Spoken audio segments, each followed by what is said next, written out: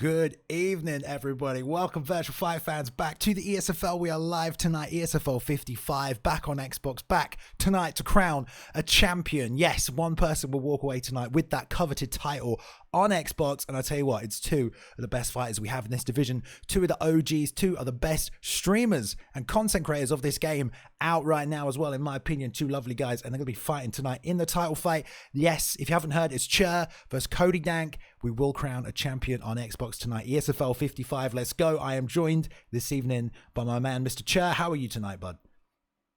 I am doing wonderful, Bailey, and it is great to be back. It is great to be in the booth with you. I am super excited for these fights tonight. We got several people making their debuts. We got bangers on this card, man, and I couldn't have come back at a better time. So I'm super excited, bro. For sure. I mean, like the quality of fighter is increasing. The quality of the esport of UFC 3 is increasing every single month after month after month, event after event. It's getting better and better. We are now here in season 2 of ESFL, and card number 55. We've got so many good fights lined up for you tonight. Unfortunately, we don't have a fight card. We have 13 fights. If you're in our Discord, you can go to the Discord right now. You can look at the fight card, but we don't have a graphic for you this evening. But rest assured, 13 great fights tonight. I'm going to shout some names out at you that you probably know. Dabba's taking on Anstann this evening. Mr. Meeseeks is back fighting Ruthless Don. Double Matt is fighting Ninja, the real Vayu Ninja, this evening. Here, Danny, Liuba, Libre, Devray, the EK Elitist is back. Yeshua and Hammer taking on Lewis, Evolution. Scarbear is fighting Old Agony. Deco is fighting EK Motown tonight. Icy Pegasus and Mr. Chicken, both making their Season 2 ESFL debuts. Yeah, the Chicken is back tonight, boys and girls. That's right. Peyton's fighting Dino. Mad Dog's taking on Prodigies. What a fight that's going to be. Brand new Mac in the co-main event taking on QXLV, and then headlining tonight, like I said, both 2-0 so far this season. One man will be the first champion of Season 2 ESFL on Xbox, and that is Cody Dank taking on Prodigies, and that is a fight right there, Chur. Well, I mean, you can't say much more than that. All these fights are bangers. We're going to see hands fly. We're going to see takedowns. We're going to see slams. We're going to see submissions. We're going to see it all tonight. And then we're going to crown an ESFL champion in Season 2. I mean, it doesn't get much better than that. I hope everybody's tuning in right now, because you do not want to miss this card at all. Yeah, and then we're going head to head this evening to a certain extent with the UFC, because they bumped to Sunday night. But hopefully we can wrap ourselves up.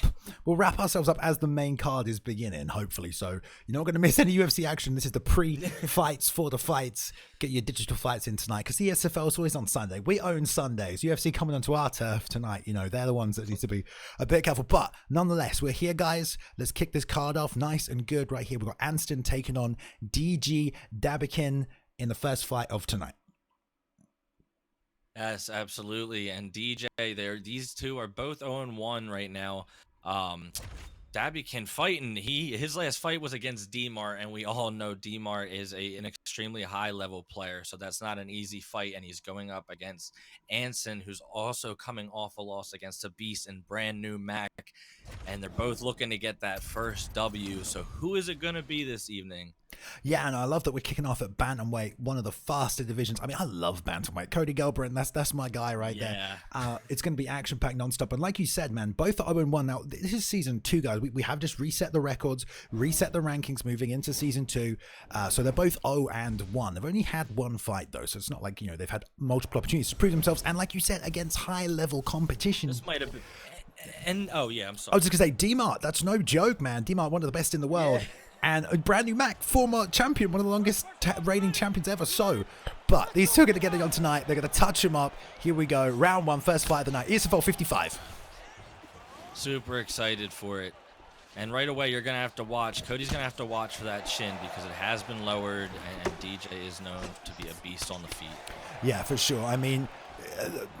The footwork is obviously going to play a big factor here. You can plan a little bit more with Cody, but you do have that shorter reach, so those hooks come off nicely. Beautiful outside leg kick, following up beautiful little lead hooks. The body came over the top of the overhand. Whiffing on that 1-2, though. Going to have to be careful stepping into range, because Dabba's going to want that. And I like this lead body work. Beautiful slip and lead uppercut. Nice slip. 1-2. But that jab, stiff, followed by the lead hook, just keeping Anstann on the outside right there for a kick to the face. Beautiful shot picks here, and I want to see a little bit more pressure from Dabikin here. I want to see him back up TJ a little. I mean, Cody a little bit. He has the weaker chin, like I said. I feel like he can get in his face. He can back him up. Yeah, he can stay in that pocket and trade, even though those hooks of Cody may come off a little slicker, a little quicker on the inside with that shorter reach, but nice little job stepping into that jab, push kick forward, nice setup. He's throwing that big right hand to lock Anstann. He's weaving off, ducking that head and throwing it, and he's whiffing a lot on the outside here with these 1-2s. Even with 1-2s, it's going to cost him stamina. Beautiful lead body kick, nice 2, combo. lead uppercut, but he stayed in the pocket a little too long right there for an extra 2 shots and 8 that straight right. Nice trade right there. A little bit of lag. We're good. Good to go. A lot of overhands coming out early here, Joe. Yeah, absolutely. One of these shots can stun either of these guys. It's like you said, it's bantamweight, and these are 2 heavy hitters, especially in the pocket. So one shot can stun somebody here, rock somebody right away. Yeah, and big misses like that are going to pay big whiff on that head kick. That lead body kick is coming out a lot right now. He's got to find an answer to that. Anstann cannot keep eating them. Got to bring those hands down. Move the head block low. Find a way around it. Nice little return straight to the body. Dashing in that 1 lead hook. Straight plant. I like that. Close the distance with the jab. Plant for that straight right. So it's good distance management and shock selection here. And look at them trading on the pocket. The inside. There's the 2-3 rear uppercut coming in tight. Nice little combo. That's been a combo since day 1 of UFC 3 right here. Dabba could not land again, trying to make that last shot. That's the meta combo right there. That's definitely the meta combo, and you definitely don't want that to land either. Good job slipping on the outside here, and they're both swinging a lot right here. Big miss of the head kick. Spear right in there. And this is only a minute left in this round, but that's definitely gonna, get some points on the board. Nice little spear takedown straight to the feet, though. Couldn't do anything with it. No denies on transitions or anything to control the grapple stamina. Saying that, though, 3 knees to the body and a deny into a beautiful double leg right there, straight into side control. Great job right here and showing off the ground game, mixing up the MMA. Now, it is important to note, Dabikin came off a loss to D-Mart. That was on the ground. D-Mart finished that fight with the sub game. So, man, we're working on those ground skills. And here we go. Nice short shots to the body with the elbows. Little posture up damage, and you got to give that round right there to Dab, I think. Wow. I agree with you 100%. I think the 2 takedowns and that little bit of ground and pound at the end definitely separated the 2. I think they definitely should have given them that round. And they're showing that beautiful front kick to the face. I definitely agree. I think Dab is 1-0 right here. Yeah, and we can see the whiff on the head kick right here on the replay. Nice little work from the outside, slips, throws the head kick nice and wide, little slip under, and there's a spear takedown, just snatching that up at the end of the round. And there we see straight away there, Dabikin going back to that lead body kick off that lead leg. Great work, plants the roundhouse, but eats those short shots. You've got to be careful stepping in with that. Time to go. Beautiful rear uppercut. The lead hook that we talked about right there. Oh, man. Foot on the hips, Beautiful trying to defend. denial. I mean, that was just dirty. He stayed in the pocket with a 4-punch combo and smacked him with that left hook. I'm loving this groundwork. I'm loving this groundwork by Dabikin right now. He had a fight with D-Mart, and I'm sure those first ESFL jitters got to him. It's not easy, especially to grapple in the ESFL. I mean, let alone anything. And he's showing great improvement right now in his grappling ability. That was great work right there by Ant to get straight back up. It was. I wasn't sure if he's gonna. I mean, again, he's trading in the pocket. Oh no, that's it. That's it. That's it. That's Beautiful it. knockout. Beautiful. Oh, Dabikin. Oh, with a beautiful TKO. I mean, Beautiful. There was the lead uppercut just splitting through those combos, but he fired that big right hand off, bam, right there, block it breaking, and there's the lead uppercut. Straight right, didn't even need to land, but great work right there with the pressure. It all kind of started in that second round after that planted body kick by Ant. He kind of stepped in with the body kick, ate a 3-punch combo. His head health was down less than half after that. He exited, re-entered the pocket, ate that 4-punch combo, got dropped, and then stood back up, re-entered to trade. His head health was way too hurt after all that punishment. And good cleanup by Dabikin, man, moving to 1-1. And poor Anstann here, dropping to 0-2 at the start of season 2. Ladies and gentlemen, referee Mario. That was a beautiful knockout. He came out in that second round super confident, as he should have. And I mean, what more can you say? He put on a beautiful performance. He showed his grappling. He showed his stand up, and he came out with the victory. Beautiful job by Dabikin. Dang gang, Dabikin, let's go. Well done. I mean, great fight to kick us off for the night as well. Beautiful. Take a quick look at the finish because we have it right here. We can just pop it up on the stream. We'll see the closing seconds of the fight. We're not going to see him, but he's re-entering here after just getting back to his feet. Slips off way on the outside. The straight arm misses, and he's backing up right on the back toes here. Trying to jab, steps in with the 1-2-3, eats the right, and then it was a big 4 lead uppercut 2. 2 didn't even need to land, but he re-entered, caught that big right hand, and then another big right hand to finish up. But great little shot selection. I think we're talking about that a lot through the fight, but nice and tight, planted when he needed to, excuse me, and it wasn't stepping forward, wasn't pushing the strikes. In range, I'm here, I'm going to stand, I'm going to bang, and catch him with it. Great finish. Beautiful, beautiful fight. And we're just trying to make sure our second fight is ready here. I think it is. These guys are just getting ready for I did just message. Yeah. But in the meantime, we now have a fight card that we could show you this evening as well. We've just received it through from the rest of our team here. So let me just pull that up so you guys can take a quick look at the thing as a whole right here. And we can take a quick look. There it is right there. In the main event, Pryox is taking on Cody Danger. We have a 5-round fight. I believe they're fighting at lightweight tonight. So it's going to be great. I know they're both looking forward to that one. Anxious to get back at each other. They haven't fought for a little bit, but they have fought before. But this is season 2 now. Man, look at those names popping out. Double mats on the card tonight. EK, Elitist, and Dev Ray. The Yeshua's Hammer's back on here this evening. Prodigies are fighting Mad Dog. We're going to fight Peyton's fighting tonight. I love it. And look, I like this over here, Mr. Chicken. Mr. Chicken's coming back against RC Pegasus. Always a crown favorite right here. So, man, it's going to be good. A good night of fights. This is a great night of fights. I'm glad to be here this evening. I'm happy to commentate this one. This is great. And I'm glad to be here with you, Bailey. And I couldn't be here with such an awesome person, an awesome human being. And I can't wait to continue. This card's a banger. Let's go. For sure. Let's go. I'm ready.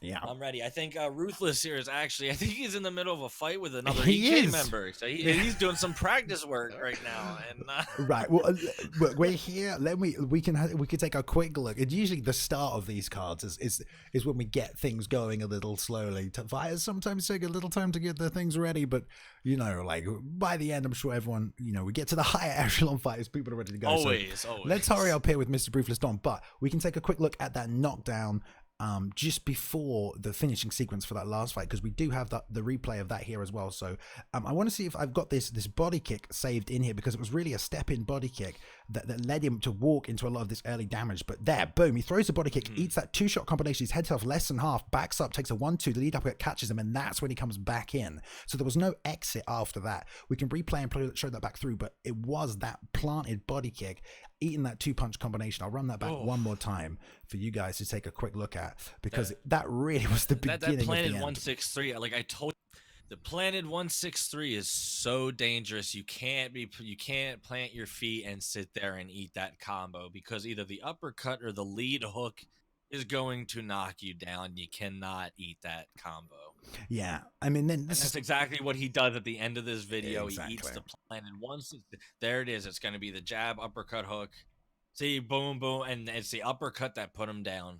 Yeah, and Anstann, that body kick, really. That's the shot that changed the course. I mean, he wasn't out of that fight. He did maybe lose that first round, but way too close to fire that body kick off. Steps in it, eats those 2 punches, doesn't exit out, and so you can see it right there. But it's nice. It's nice to have these replays to break this down, shot by shot, right there. And that's the kind of thing you can go away and work on. Lapse of concentration, fire enough shots and ranges you shouldn't. I mean, it's not a high vulnerability factor right there on that body kick, but if you fire enough shots in ranges you shouldn't, at this level, you're going to get, capitalized on. Exactly what happened. Right. I think these guys are just getting ready. Any final thoughts on that fight, chat? Yep. No, I thought it was awesome, man. I'm still hyped up after that fight. I'm ready to get into this next fight. I'm ready to see another one. Let's go. Okay. ESFL 55. Okay. And it looks like we're great. We're getting ready now. We're good to go. Right. Perfect. Good. And I'm looking forward to this one as well, because I believe both of these guys own one. They want to get some revenge. They want to get some points on the board. This is season 2, You can't, if you lose your first fight, you better come with something special the next time. And we say it so much. I say it all the time. You don't get a fight all the time. There's the fact that we're in February, and that some of these guys have only managed to fight once. I mean, it's like being in the UFC. You're only going to get 3-4 fights, 5 fights a year. You gotta make them count. I'm sure they'll fight more than that, but You got to sign up as much as you can, and a lot of these guys do. They commit to it every other Sunday like they did last season, and that's how you have to work, and you got to beat the best of the best to get to the top to earn that shot at the title. And this is tonight we get to crown a champion, and it's by two warriors, man, Prioxis and Cody Dank. And on top of that, this whole fight card, bangers, people making the return. There's debuts, people from UFC, season 1 that I'm super excited to see. Like you said, we have fan favorite Mr. Chicken coming back as well. I know people are looking forward to that. There's a bunch of people. I cannot wait. Yeah, and I think the most important thing, we're crowning a champion tonight on Xbox, a champion. And I said it before at the start, but you know, we're going to switch over to the fight because these guys are ready. So just while they're picking these fighters up here, I don't think there could be two guys more deserving right now. Really, I mean, both 2-0, both kicking butt, both representing the game on a daily basis with their content. Two of the best in the world, two people you can go and watch live every single day. I mean, two guys that have been here since the beginning, literally ESFL 1, 2, 3, right at the start. So I mean, great, brilliant, bring it on. I'm ready for it. Yeah, let's go. And I know Ruthless Don, streams all the time. He's constantly playing the game, always trying to improve. He's a top-ranked player, and he's taking on Mr. Meeseeks here. I guess, and I'm assuming a lot of these records might be some internet tests. A lot of these guys are 1-0, so I'm ready to get into this fight. I know Ruthless likes to mix it up. I think he's primarily a striker. Mr. Meeseeks I'm not too familiar with, but I'm interested. Khabib mirror matchup. What? I know. I was gonna say, dude. What? Like, I don't think right off the bat. What? Just me personally, in the history of the ESFL, I don't think I've ever seen a Khabib mirror match. I mean, ridiculous. I mean, mirror matches are always fun. To be honest, it's pure skill. It comes down to it. You do see some really competitive matchups in the mirror matches, but a Khabib mirror match, I don't even think I've seen it. I mean, whoever gets this top position is going to have a massive advantage over the other. Not that Khabib's too bad off his back, but still all them perks for that top spot. So we'll see, man. I mean, a match like this, it'll probably stay on the feet. They'll probably bang it out. Now, I have seen Ruthless Don practicing a lot of Khabib, especially today. So I'm wondering if, Yes. he's on point. That's his man, lightweight right here. But Mr. Meeseeks, no joke, man. Meeseeks definitely a well-rounded fighter. I believe Meeseeks is in the blue. I unfortunately didn't see. We're going to know as soon as the game starts. Shower, if you remember, way back in the day, you couldn't see the fighter names. We had to remember if we got it wrong before the fight started. We were screwed. So now we know. But here we go. They're going to touch him up. Blue gloves to Mr. Meeseeks. I was right. Ruthless in the red right here. Already shooting that double leg from quite far out there, though, Chur. And again, power to the cage. I wasn't sure if it was a fake. It didn't look like a fake, so I think he just missed that one. He switches to the single leg here.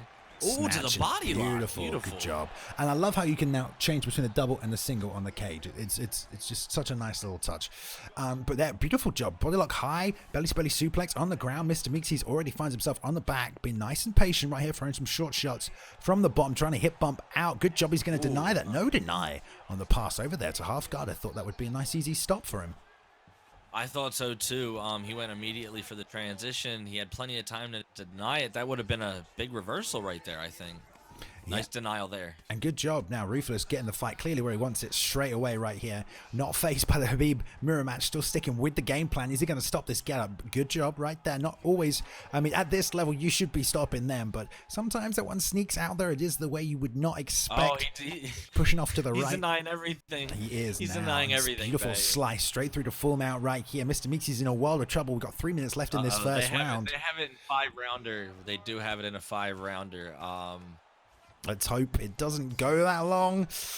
I don't know. They're going to get themselves a little... I mean, probably, but if it does go over, I won't be surprised if there's some penalties coming through from the commission from this one. Definitely the guys in the back will have words of them, but we'll just concentrate on the fight as it plays out right now because there's a lot of riding going on. Right here for Ruthless, trying to hit the back switch, doesn't get it nice and line. If he keeps denying like this and working the block... Look at Mr. Meeseeks' block right here. I was just going to say, look at Mr. Meeseeks' block just getting beat. The ground and pound is there by Ruthless, and it's hurt. Look. Oh my! Yeah, I mean, almost as much damage just blocking these right now. He's going to try and sit up and beautiful deny by Ruthless, just controlling from the top. Immediately took this fight where he big wanted hammer it. fist. And he's doing a great job right now controlling. And I love his constant activity, man. He's not settling in one position. He is constantly working for that full mount, moving through his fakes. He's not 3 triple quad faking, you know, the pick of the direction. He's faking once and going. He's moving quickly and he's advancing position. So he's not holding place. Good job working back to half guard here from Meeseeks. Gonna sit out. No. This is very one-sided at the moment. And it's going to be. It's Khabib versus Khabib, and we all know that Khabib has a very good top game and an 89 bottom game. So, somebody trying to transition off the bottom is you know, the denials are one thing, but trying to see, he's taking huge elbows right now, and he's just getting denied. Going to push here we go. He's going 4 directions here for the escape. I mean, the sub defense is going to be pretty good, but pushing up, top down. He's got the bottom and the side out. Out of a second. Nice little work, but the stamina difference is just immense right now. All those denies on those transitions. Only 10 seconds left. Everything. Meeseeks might be able to set himself up to do something good at the start of this next round, but this is a perfect round and right there for Ruthless Don. Yeah, I don't think it could get better than that. And I like the transitions he was doing as well. You always want to let your opponent on the bottom, you know, waste their stamina and push you back to certain parts, back to half guard. Let them drain more stamina, and he's been doing a great job. Ground and pound. Ruthless Don, I think, took that round 1 easily. Leading with a big rear hook to the body. It's a big vulnerability window right there. Mr. Meeseeks just firing him off.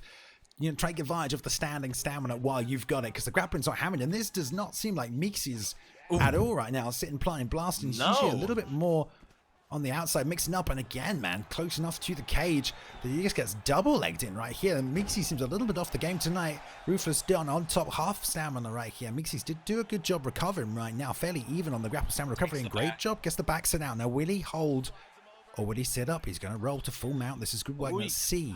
Let's see if he can hold it, Chur. Now he's got it. Can he do what Ruthless Don did to in the first round? Yeah. Can he return the Can he return the favor? That's the big question right here. Nice denial. Nice bump. See, the denials will always be the same. All about transition speed. That was nice. Beautiful deny, bump back to full guard, double fake bottom, and then hit the switch out to the sweep on the right hand side. I mean, that was beautiful work by Ruthless. Honestly, that was pure flow. It really That's was. one step ahead of your opponent right there in terms of your grappling game. You know, that was just pure reactions. Oh, this is crucifix, and I always say one denial, and it's and usually GG's if you don't spam too much. Just nice bump. He caught it. Beautiful. Little rock right there by Meeseeks, who's definitely been in that position before. Rolling to sprawl right here, and here comes the guillotine. Gotta guess he knew it was coming. No stamina guillotine. And he didn't block it either. Man. And I've seen Ruthless finish this on ranked today. Even been working it hard. 3-way escape, pushing 4. He's got bottom and out here. Meeseeks is gonna have to work real hard for this. A 2-way out. Oh, he's gonna get it. He got out of the second gate. I'm actually pretty shocked on that. And he sat here in full mount. I'm sorry, north-south, not full mount. Nice knee to the body. Needs to get off that cage. Try to punish him on the feet. L1, flick yourself out away from this. Here it is. You know what? He did such beautiful work on the ground. He's going to look to complement it with some work on the feet right here. Well, he is. Good job landing these knees to the bodies by Mr. Meeseeks. I mean, nice timing on one of them right there as he was coming forward. And there's the shot right underneath that left hook. Gonna have to do a better job of defending, trying to get the underhook and pummeling there. Not gonna get it. Here comes the power double leg into full mount. This is gonna be into side control. My bad here. Sit straight for the crucifix before the cameras even had time to set round. But there's the bump. Meeseeks is on top of that, and you've got to be at this level, or you will get stuck in that crucifix. The crucifix is one of the most dangerous positions, and I was surprised he's lucky he got out of that. I thought that was going to be the end there, to be honest. These little short shots aren't going to do too much here, but he's using them to hide the posture up. Though. Yeah, the grapple advantage to mask that posture up it's about 18 times he's tried to use that sit up from half guard here. He's going to have to work a different way down. And this round is ending how the first one did now. They are set for 5 here. Right. Let's hope it doesn't go that many. But like you said, if unfortunately if penalties are handed out, they're handed out. But we're gonna play this fight through. I think we're gonna go and try to play this fight through. All right.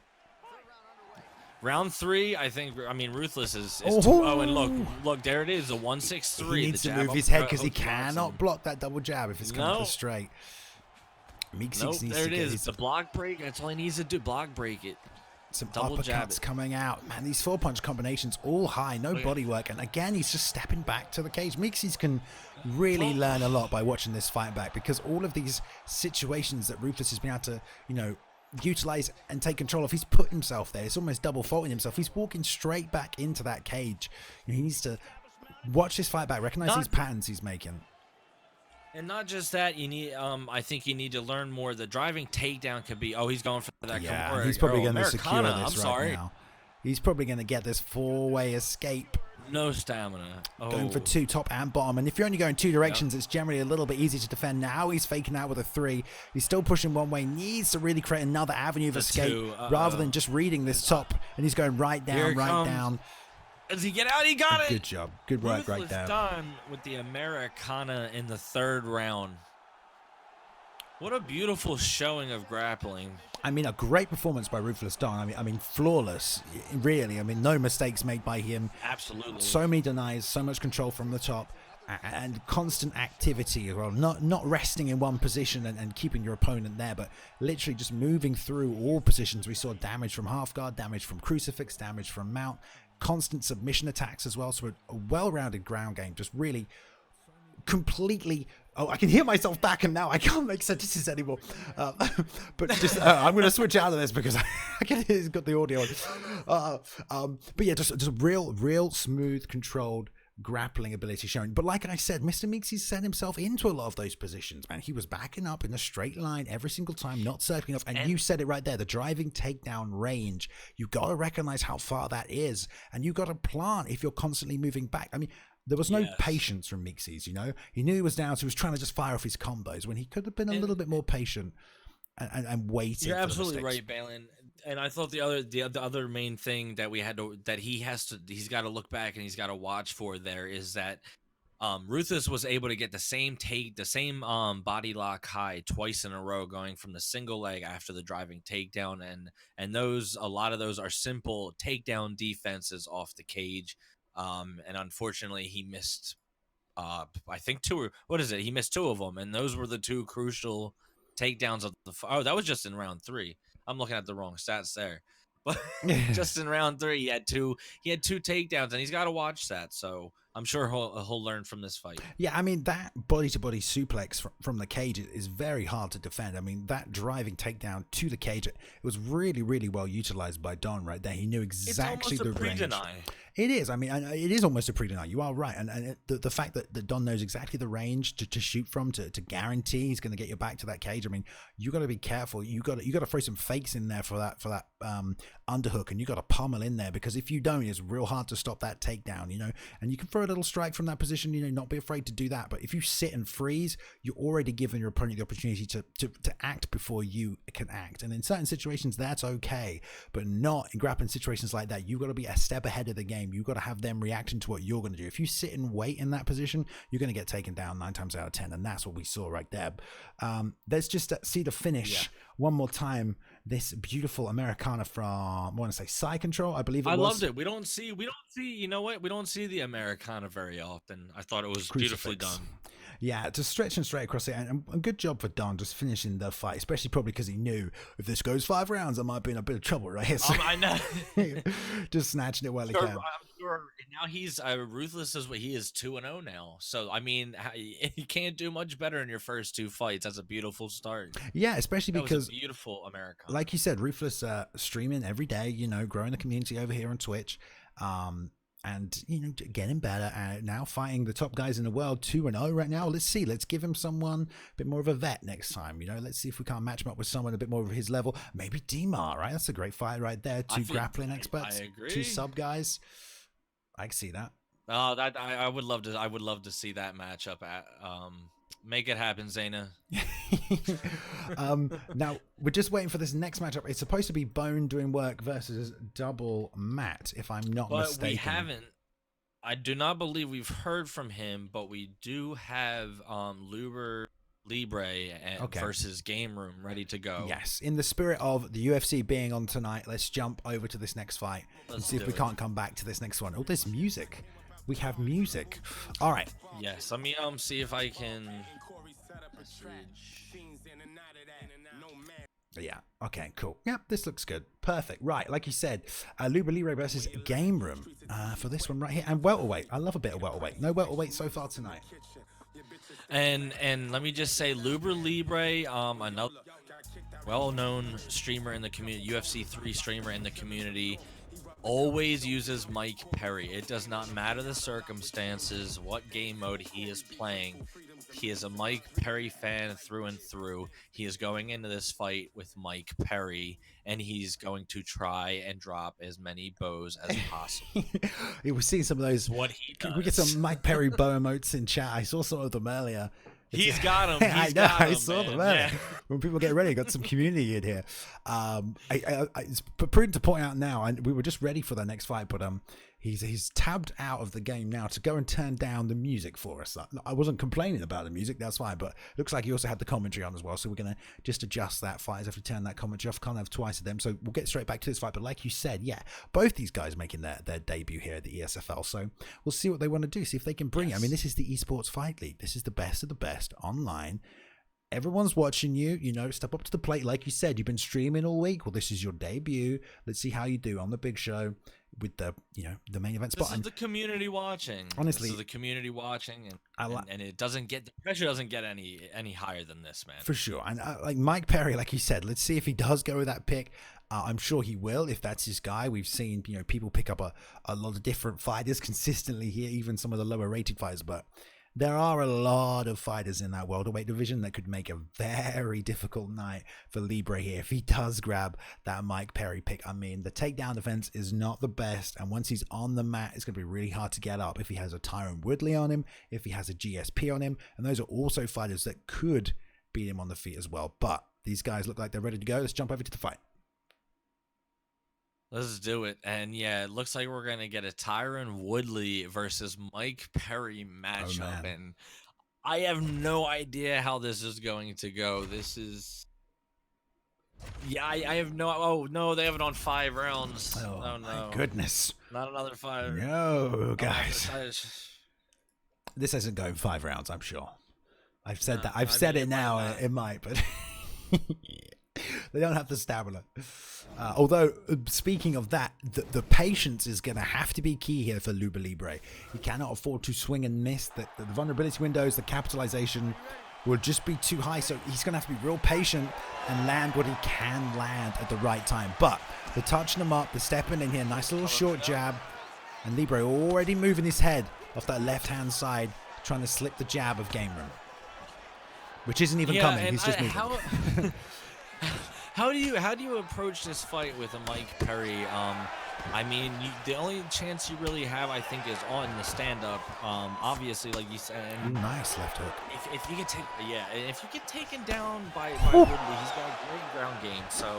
Oh, beautiful overhand. That overhand. There's the head kick. What I would say is don't throw any kicks because if you're throwing kicks, it's going to be real easy for the takedown to come. And Game Room wise here, man. Game Room making his debut. We don't know if he's a grappler or mainly a striker, but he's doing the right thing. Why even take the chance? Take this fight to the place where you have the best chance of winning, which is on the ground.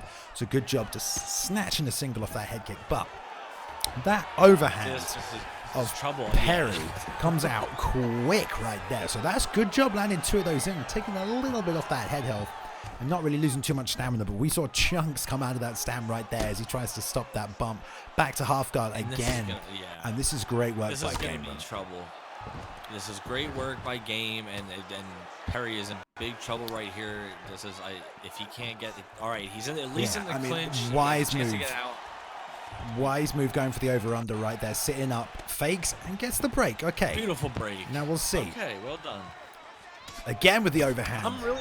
I'm super intrigued by this. I really am.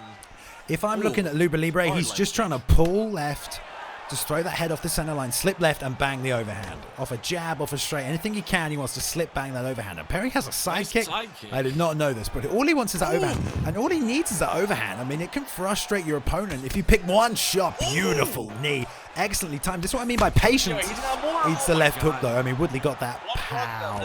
One hook. It only took one hook. What is Mike Perry's chin? Well, I think that's a good you've got to consider the vulnerability window. It looked like he was stepping in to throw that overhand at the same time. So you know, that's going to make it very, I mean, I believe one of the most vulnerability. When did you have this? A left hook right there from Libre. Oh my Nice God, big body let's kick. go.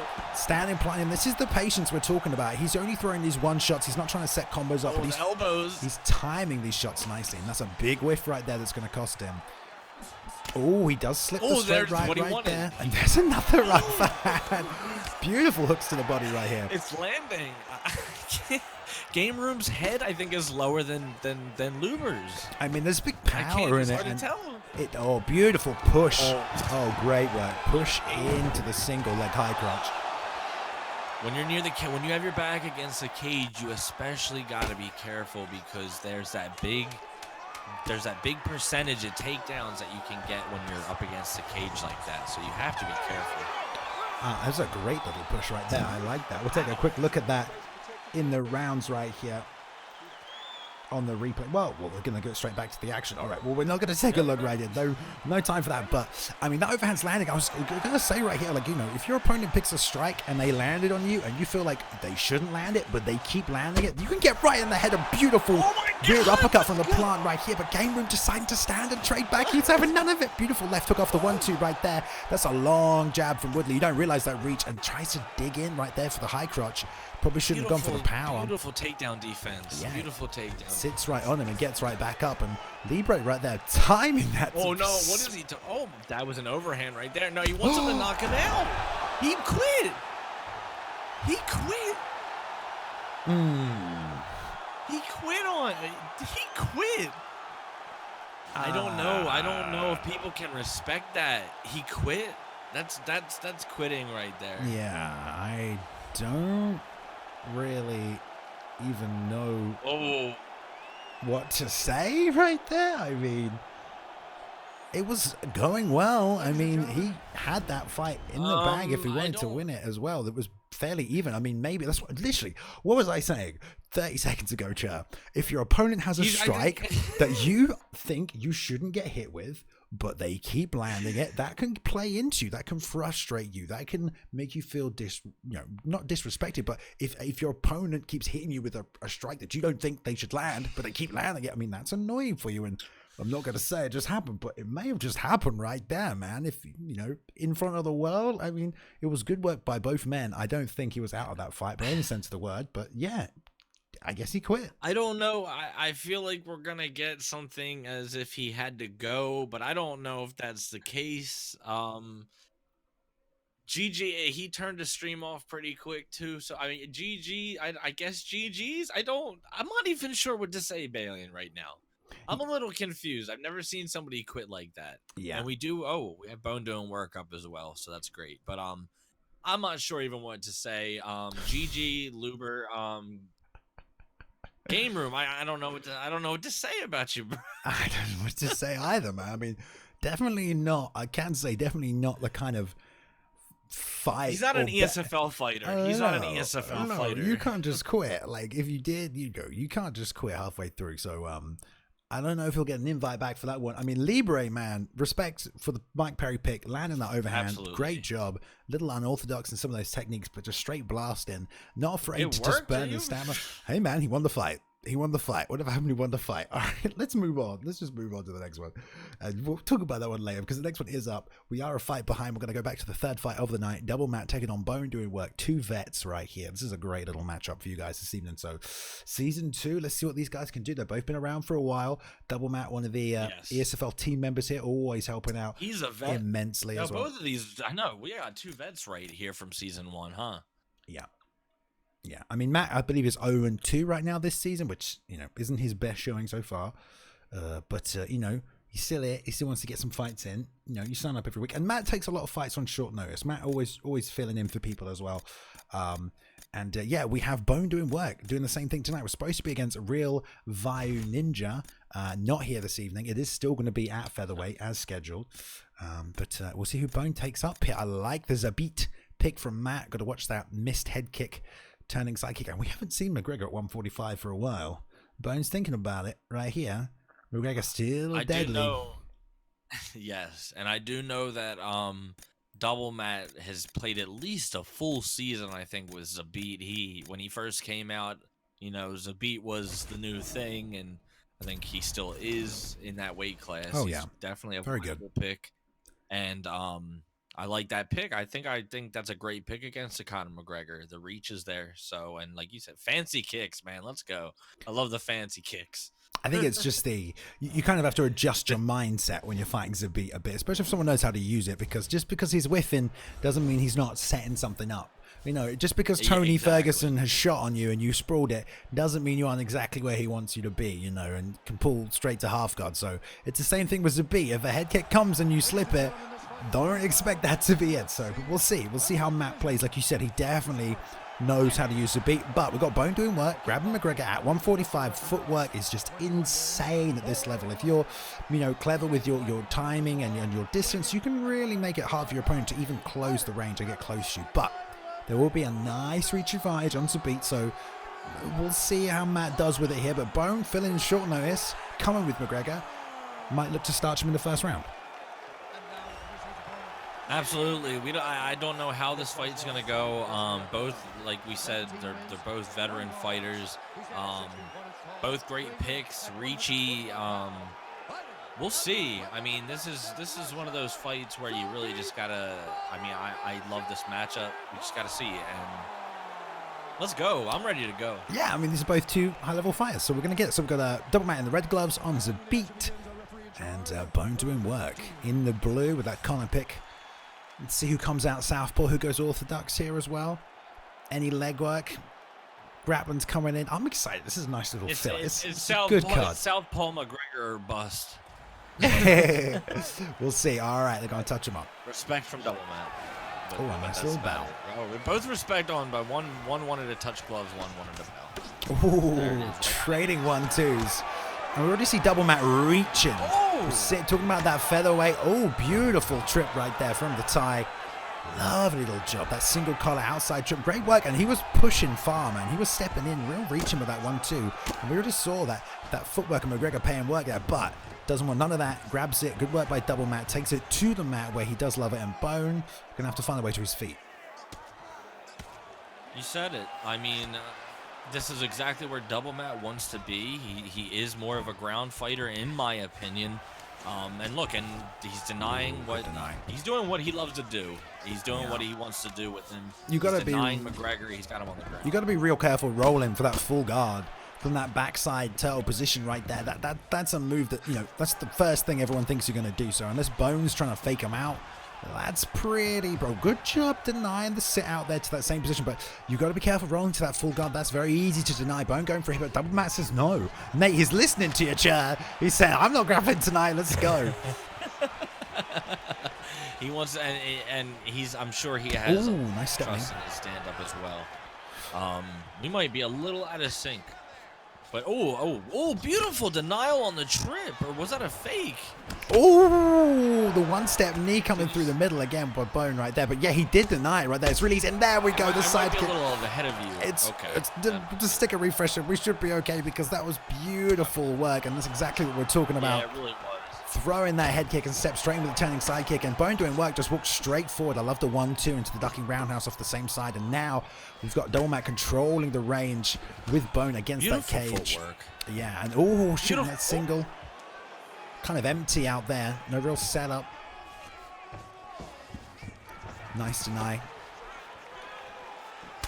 There's a lot of stomping on that lead leg. Straight lead hook. You always got to watch for that combo too. That can really set up for a big combo. Double Mat is really, really reaching right here. If Bone can move his head and land some short shots from planted stance, he's going to do some big damage. And he's still pushing forward right here. Eats that straight left as he's moving backwards. So Double Mat got to be careful reaching so much forward. Needs to step in with a jab, plant, and then throw his strikes. Otherwise, he's going to get tagged pretty hard by Conor. You can't walk in. Beautiful job with that trip.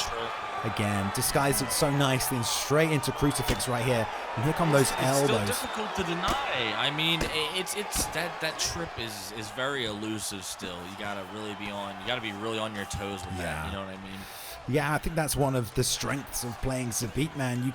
You know, there's so much extra work your brain has to do in terms of remembering, you know, oh, if missing the head kicks, got to watch the turning side kicks, got to watch the double, you know, the step in knees, got to watch the whiffed body kicks following up with, you know, turning side kicks to the head, as well as watching that 1-2 step in off that clinch. There's just so much extra thought that has to go into fighting Zabit. Oh, right at the end of the round. You got, and I thought Double Matt had a great round. I didn't see Bone doing work. It didn't seem like he could land too much, and we got to remember that Zabit Double Matt had switched to southpaw, and when you switch to southpaw, from my understanding, you lose a certain percentage of your power. So I mean, you know, switching like that is definitely a disadvantage unless your switch stat is very high. Well, I mean, Zabit's switch stat will be very high. But I mean, if you saw that on the replay, it was absolutely fantastic. Zabit, oh, hang on, I'll tell you at the end of the fight because it looks like it might be over right now. Beautiful work. 1-2, the ducking roundhouse coming over the top on the head health and the block. So low right here. All the head kick into the turning side kick. He has to watch that stamina, though, with those big combos. Bone sitting down here, and at this point, Bone needs to fight real defensively. And now, another beautiful trip. And that was a big miss on the leg kick. The way he's setting up is really nice as well. Hiding it behind the 1-2. I'll show you on the replay afterwards how Bone is thinking. Beautiful reversal. Hello, McGregor's got it, and straight back to the feet. Now Bone really needs to sit down here, be patient, make reads, and make the counter strikes at the right timing. He can't. He's trying to catch him coming in. Don't worry about the stamina. Like I said, this is what I said. He's got to watch the stamina with those big combos. Doing a good job. You have to watch. It only takes one strike. Doing a good job chasing right there as well, staying in range to land that straight left. I believe it's the lead roundhouse to spinning heel kick. Yeah, and Bone keeps stepping into it, and he's trying to time strikes as Double Matt's coming in. He doesn't need to plant and hit him for big power. He needs to set up and land the counters after Double Matt misses, rather than try and collide and beat him to the punch. Oh, he tried to go there, and I would love to see more of that step inside kick. I think he could utilize that a little bit better, get him up and do some cage work. Well, I mean, even from Bone, some space, create some space for him right now, using that front leg side kick to the body, just to create some space for him, because he's getting a lot of pressure on him.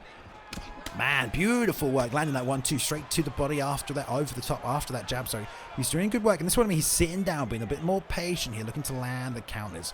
He's in no rush. Beautiful 1-2 right down the middle again. Double Matt just walks straight into it again. 1-2, lead uppercut gets blocked. 2 again. I like this work right here now. Bone nice and patient. He doesn't really need taking his shots. Leg kicks are going to help stop those takedowns. Yeah. Look how low his head is, though. Yeah, this is why he needs to be careful. Is. Oh man, beautiful work Here we go. by Double Matt, man. Just that's gonna be it. Is he gonna finish him? Oh my God, he was so close. He didn't think he had him, so he didn't. If he would have swung right away, I think he would have finished the fight. Oof. I think he hesitated. He didn't think he had that finish. Oh man. I mean, that was beautiful work. Bone stepped in with the 1-2. Matt just blocked it and threw a 1-2-3 and just took him out of the game right there. And there it is again, the 1-2 ducking roundhouse. You gotta watch though. Oh, slip straight. Beautiful. Oh, nasty. It's over right here, baby. That's it. It's over. That's it. Double Great work. work. Beautiful Great display. work. Beautiful display. Woo. Let's go. I loved it. Love it. Well done, Double Matt. GG's to both. GG's to both indeed. I mean, it was just an accumulation of damage really at the end of the day. It was a lot of good elbows from side control, especially after getting those trip takedowns. And we can watch the finishing sequence in a second, but I mean, just good work from Double Mac. He used all the tools of his beat. He fought at different ranges, and he was switch stancing really, really well in a lot of effective manners, closing the distance with the switch start once the camera had flipped, disguising it with lead hand strikes to grab the punch. I'm going to show you right here. I'm going to show you some of the things that I saw in this fight from Double Mac, because there's some beautiful work. The improvement. I mean, and you can see the improvement with some of these fighters, and Double Matt is certainly here. Let me see this.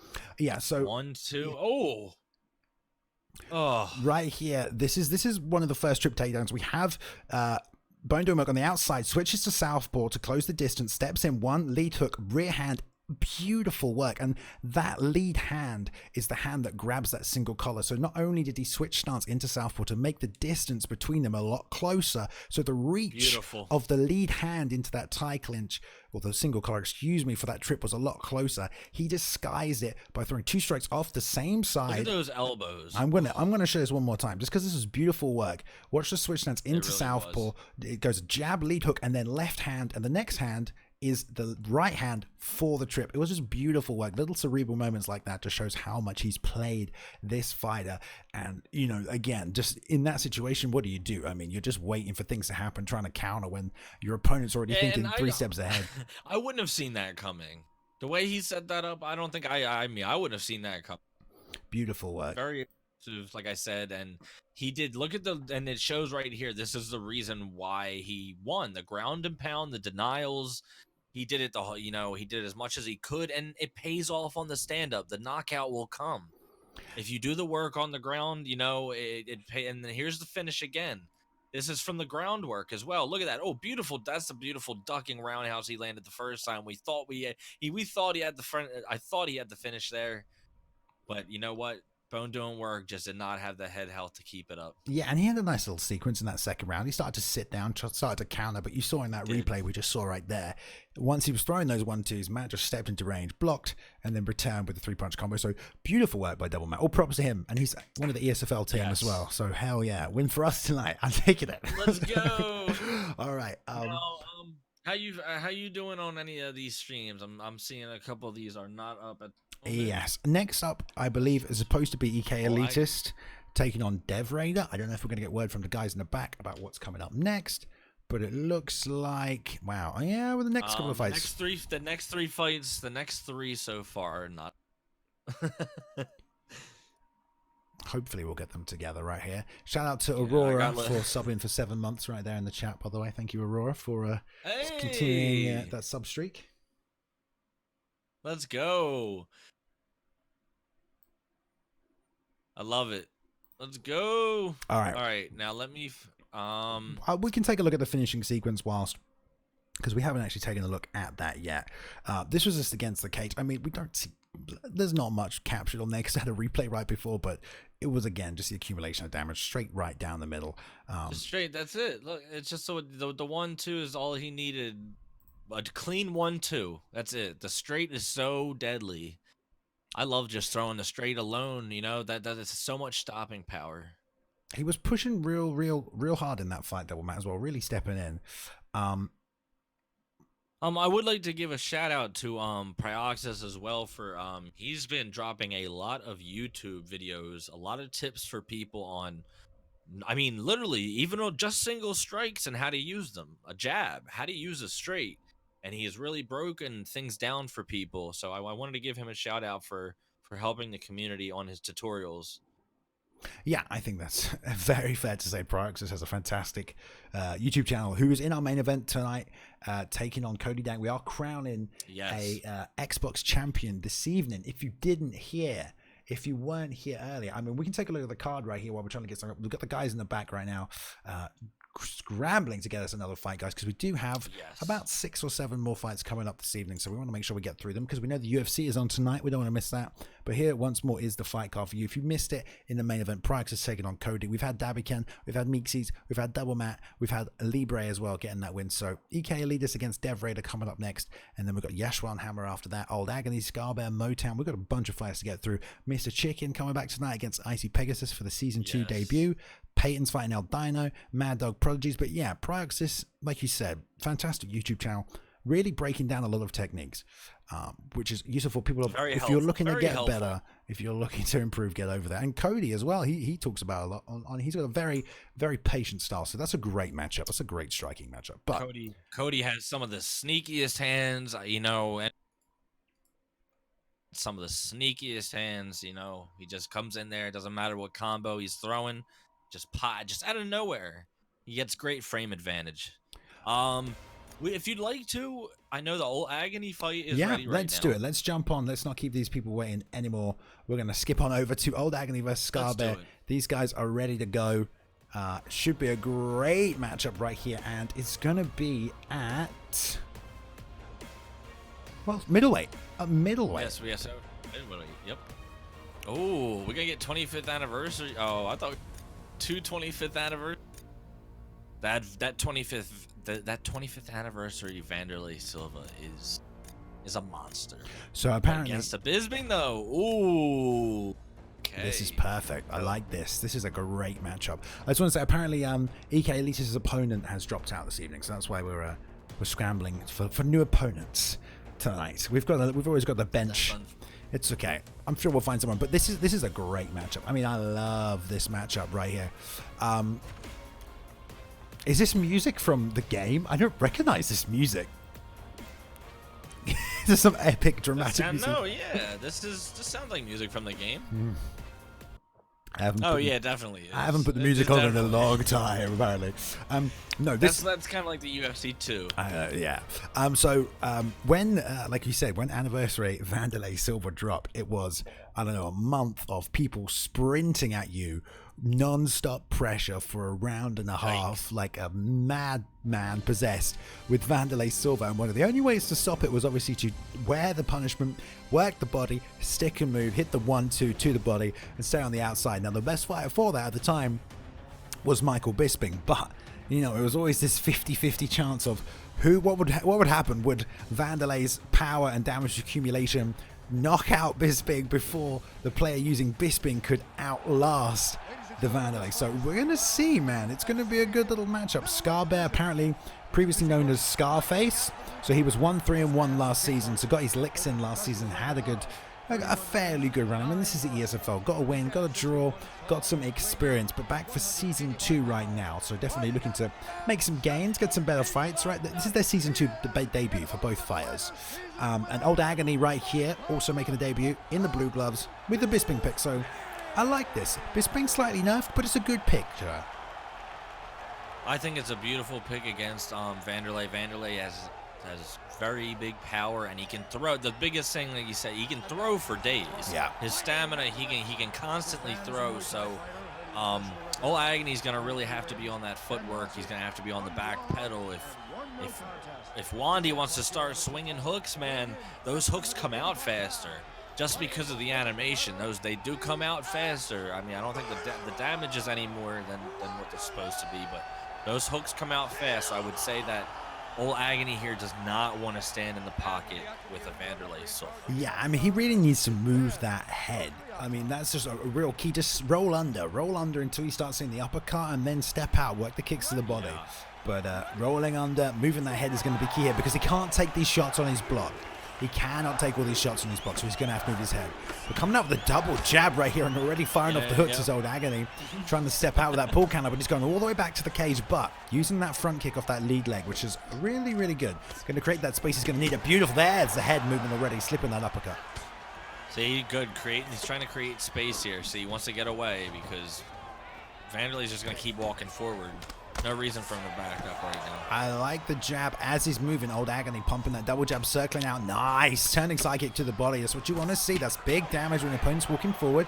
That little left hook of Bisping is higher level as well. So good work by Old Agony right here. And Bear just trying to close the difference right now.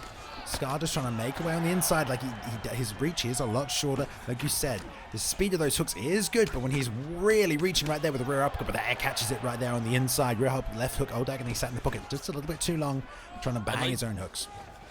Yeah, and I'd like to see Old Agony use some leg kicks. There it is. I was just as I was saying that he threw a leg kick. He needs to use more leg kicks. He needs to get him to back off, because Look, he's got Vanderlei Silva right in his face. His back is close to the cage. It's not a good position for him to be in. Beautiful work That's there. what he needs as well, that lead leg teep. But yeah, he's way too content to plant on occasion right here. And only when he's planting is when he's getting hit. When he's moving, when he's circling, when he's double jabbing on the way out, that's when he's getting his damage off. But he can't set leg kicks up like that. You can't land 1-2 and sit right in front of Vanderlei plus a leg kick. So Agony's doing a good job with these teeps, but Scar now doing a much better job closing the range. Jab into the lead hook. Those whiffs are going to not work out for him. Oh, again, trying to land that 1-5-3 right there.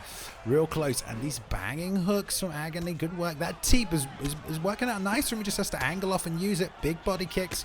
And if he takes damage early, that's okay.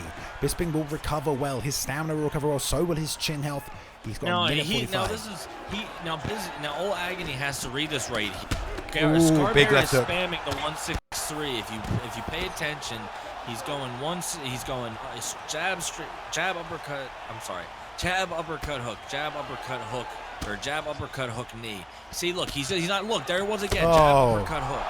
He keeps getting hit with it. Now he's just taunting him. He can't stand. Oh, Agony can't stand here. He's got to create a little bit more distance, and he's got to do so. See, there it was. See, jab uppercut. He keeps coming in. Jab uppercut hook knee. This is what I mean about, you know, moving the head. See, there it was again. Jab uppercut hook knee. And that's going to be it, maybe. No, still in it, but I mean, yeah, old Agony having a real tough trouble creating any space right here. He's abandoned that teep kick to the body right here, yeah. And Scar just walking straight down, and it can be so hard if you want to play a fighter that just comes forward and throws hooks and puts major pressure on your opponent. This is your guy. Vanderlei is your guy, and if you're Agony, man, you have to move, you have to hit the body, and you have to use that teep. And as soon as a rhythm gets established on one side or the other, it's trouble for the other opponent. And right there, man, just caught planting, trying to trade a 1-2 right there. Straight, yeah. You can't do it with them because look how quick the hook comes out. Look how at the end of that replay, the hook came out extremely quick. It's a quick wing of the hook to the side. It's almost like a Stockton slap. You know what I mean? Even just a straight right down the middle, a straight lead uppercut from old Agony would stop this forward pressure. You know, just well timed. It would if he led with something, but he's just trying to. Now he's just spamming the front kick. So now look, he's backed up. He put himself in this. Look, there it is. Jab uppercut. Jab uppercut. Knee. Oh man, I mean I can't call it any different. I'm sorry. He's jab rolling right there. Jab uppercut hook for the KO. GG's Scarbear with the K with the T. I mean, DKO. It's not easy for anyone to control that kind of pace that Vanderlei Silva's going to put on you. But you gotta roll. He was in his face the whole time. You gotta roll. If the same combos come in, you need to be able to slip and counter it. If you're not sure what way to slip, you know, a roll to the left and under right there would have avoided both those first two strikes. So you have to go away and practice your head movement. Sometimes you can't just take it. So much easier said than done with those quick combos of it, like you said. Like you said, with Vanderlei in your face, man, when he's throwing that combo that everybody loves, when everybody knows that combo, and somebody like Vanderlei is in your face throwing it, you have to find something. He was trying to find ways to keep the distance. He couldn't find a way to do that, unfortunately. He tried kicking him away. It didn't matter what he did. It is difficult. It's difficult to control that pressure, but if you're picking Bisping, I mean, that's your matchup. That's how you have to fight. So you need to be. If you want to sling and fight back, then you pick somebody else. You don't pick Bisping right there. So the teeps are good, but you know you have a great tie clinch as Bisping. You got a little bit of wrestling. You can duck under. You can shoot that double leg, that blast double. If they're just walking forward, you can just plant and shoot a blast double. Anything, mix it up. You know the leg kicks would have been good just to change the pace of the fight. But as soon as a rhythm got established, that's when it was really, really tough to just control any kind of outcome other than what happened. We can see right here, this was the first knockdown. This is where it was established, where it all changed. He's double jabbing with his back to the cage. He's not moving here. Again, he plants to double jab. Plants to double. He needs to circle out. He doesn't want to. You shouldn't be throwing anything if you're that close to the cage. I was just gonna say, you know what? He could have tried to circle out towards his right. This is where he start off and got out of the way of the jab. All these knees. No blocking low. As soon as he brings the hands down, there it is. The one rear uppercut. Like the pressure you have, it's perfect distance for the knee. Why not throw it, right? Perfect distance. Boom, boom. 3 in a row, and then one. Then there's the 1-6-3 right after. And then some straight. He left it straight clowning. But like you said, the sways. You gotta utilize those sways when your back is up against the cage like that. Otherwise, you're gonna get stuck. I mean, there's more ways to move your head than left to right. And we don't see many people do it. Oh, of course. Rolling under hooks it's not even ducking. Rolling is it's not. It's I know it's done by a lot of people. Like, you know, it's something. It's really not. You can go practice it, but in that situation, being able to roll under, that would have helped him so much. Roll under, hit 2 shots to the body. they've lost stamina. You can move out. It depends on your matchup. It depends on your fight. And listen, it's incredibly hard to deal with the pressure and pace of a fight like that. Props. His back against the cage, I think, is that was the biggest. Yeah, that was the biggest problem. His back against the cage, he couldn't move forward. It was either left or right. Yeah. I feel like if you tried to roll, his head, back of his head would have just smacked against the back of the cage, or smacked against the cage. Yeah. All right, we're good. Let's move on. Let's stop debating a fight that was over. A clear victory, well fought, and a win. Absolutely. A first win right there for Scar. So he's coming back strong. Let's see how he gets on next week. But we're good. Next fight is ready. We've got Lewis Evolution taking on Yeshua Hammer, and we've got a little John Jones action coming out right now in the light heavyweight division. I like this. Let's go. I'm ready for this fight. Rumble Johnson versus John Jones. Who wouldn't love to see that in real life? Oh my goodness. Rumble's still in this game, man. I mean, this game came out, about a year ago. Some of these roster changes are insane. You don't realize. About a year ago, I think we're literally close to a year. We're literally close to a year on the dot, aren't we? Yeah, I think we're pretty close. I know it was February. It was mid-February. I think it was about the 3rd or something. Actually, I think it was quite early. But you're right. You're right. We had the early access in late January. You're absolutely right. About 2 weeks ago was the 1 year anniversary of UFC 3. We didn't even have a celebration. Absolute silence. I know, but what a shame. What a shame. Billy. We have some 2 weeks ago. Oh, absolutely. What card did we have then? I'm sorry. I'm listening at this commentary coming through the microphone right now. We're on 55, so there we go. Well, listen, there's 52 weeks in a year. 55. It sounds about right, to be honest. But this is a great matchup right now. Yeshua Hammer is a very, very competent grappler when it comes to UFC 3. Here, I'm gonna mute just for a second. Here. We're gonna just mute for a second while we give you the download of these two fights. Yeshua Hammer, a true vet. Right now, both 0-1. Coming off a loss, Hammer is to Dino, and Lewis is coming off a loss to Peyton. Now, Peyton's fighting again tonight, higher up the card. I fought Peyton, but it's no joke. Peyton fights with a lot of pressure, high pace. You got to stick, you got to move. So hopefully Lewis has learned a lot from that fight, but he's going to have a different matchup entirely right here, because Hammer on John Jones, as soon as he's in the crucifix positions, 9 times out of 10 that fight's over. So if he gets side control, if he gets crucifix, I'll put money on the table as soon as he hits that spot that he's going to end that fight right there, and it's not going to carry on past that moment. So I expect Hammer to strike a little, to work his stand up just a little bit as soon as he sees the chance, either driving him to that cage, maybe grabbing the clinch, but he's going to shoot that takedown. I honestly couldn't have said it any better. I think exactly what you said. I feel the same exact way. Hammer's going to just try to set up to go for a takedown, and I think he's going to try to take advantage of that. And look at their record, though. I believe in this record online, so maybe they're that close. So maybe we got a close fight here. Yeah, I mean, Lewis might have a close one. Is no joke. Like he's a very, very competent striker. I mean, Peyton's again a great striker, great fighter in the ESFL, so there's no shame in losing to someone like Peyton. I'm saying that absolutely. As someone who lost to Peyton. There's no shame in it, guys. It's fine. I did it. I'm just kidding. He is a great fighter. Peyton's a monster. He is. Peyton's a monster. But let's see if he can stop that takedown. Anthony Johnson has great takedown defense. We'll see how this fight plays out. We'll see how it ends up. We've just been informed as well. Faith and Elitist.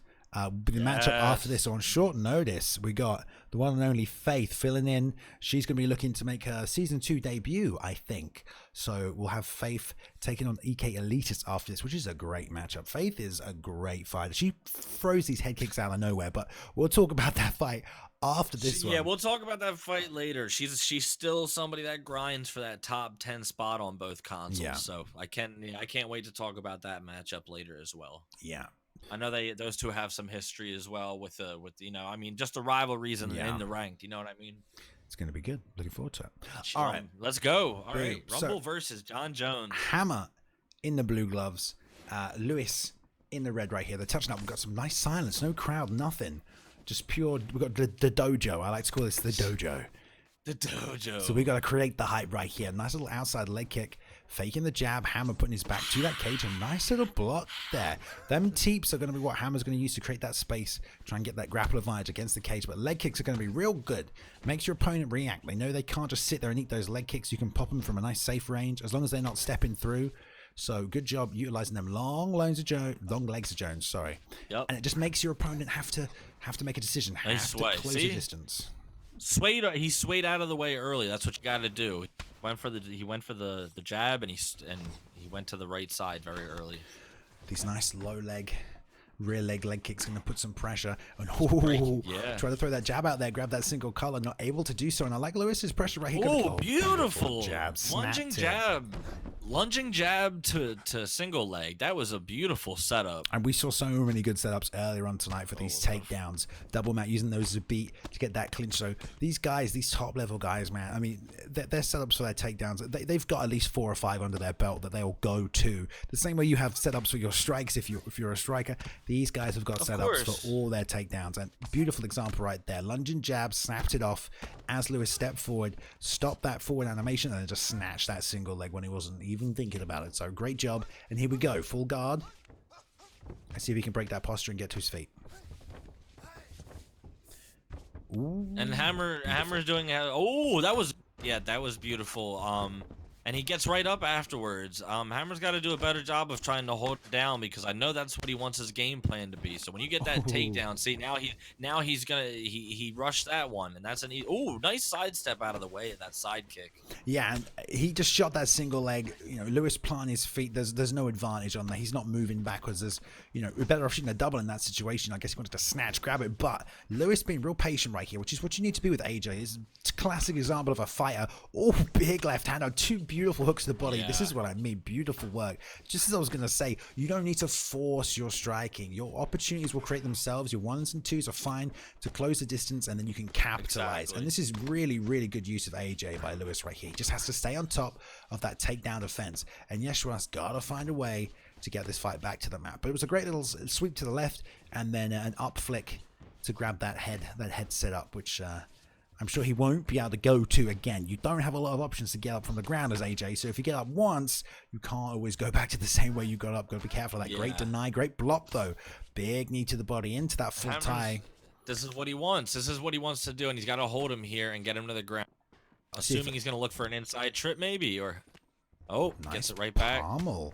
Good work. No block there by Lewis. Lewis content to defend right here best he can, but again, you got to be careful in those clinch situations. You can't be the one always reacting, Chur. You can't always react because your opponent's going to be one step ahead. Yeah. Now, if you saw those stats right there, you saw that the output, there was more output by Rumble, but less landed as well. I mean, twice the strikes landed by Yeshua Hammer. You can't have that against a John Jones. Eventually, he's beating that leg in. Yeah. That rear leg is he's gonna kill him with that. He made Rumble switch stances. You don't want that. And it's gonna be not only you gonna take away from that power hand, obviously, but it's gonna be easier to get those takedowns if that lead leg is beaten up. But here we go, round 2. It's a great little matchup so far. I mean, Lewis was finding his range and the time, and he was landing his guns, big shots, and it's not gonna take a lot, you know. 1 or 2 rock sequences and you can end this fight, especially if you can get some stamina advantage. And man, piercing through the block, the 4-punch combo right there. So Hammer giving him respect, stepping out, probably going to look to land that leg kick. There it is right there. And there's not a lot of damage coming out from that. Nice little jab to the body. I love that. Pop it up, down. And that's what I'm saying. You know what? I like the people that utilize a lunging jab. You can really get a lot of, especially with Jones, you can get a lot of distance covered with it. Just to touch somebody. You know what I mean? Yeah. This can really reach in and. I was just going to say the patience from Lewis right here is just perfect, man. He is getting Hammer a little frustrated. He's shooting these empty takedowns, and he's sitting on the outside. He's not stepping in when he thinks he's going to step in. Hammer's throwing that side kick, throwing that takedown, thinking Lewis is going to be there. Lewis is not even there, so he's aware of it. But beautiful job blocking. Took it all on this block though. That went way down. Power drive to the cage, grabbed a single, but great defense out. Beautiful work. I was just gonna say, when you get into that single leg, you got to go right for that body lock high or the single leg. Otherwise, it's a pretty fast break. You can pre-deny that, but it's a very fast break from the single leg against the cage. Ooh, 4-punch combos from Lewis. He knows he has the stamina to do it.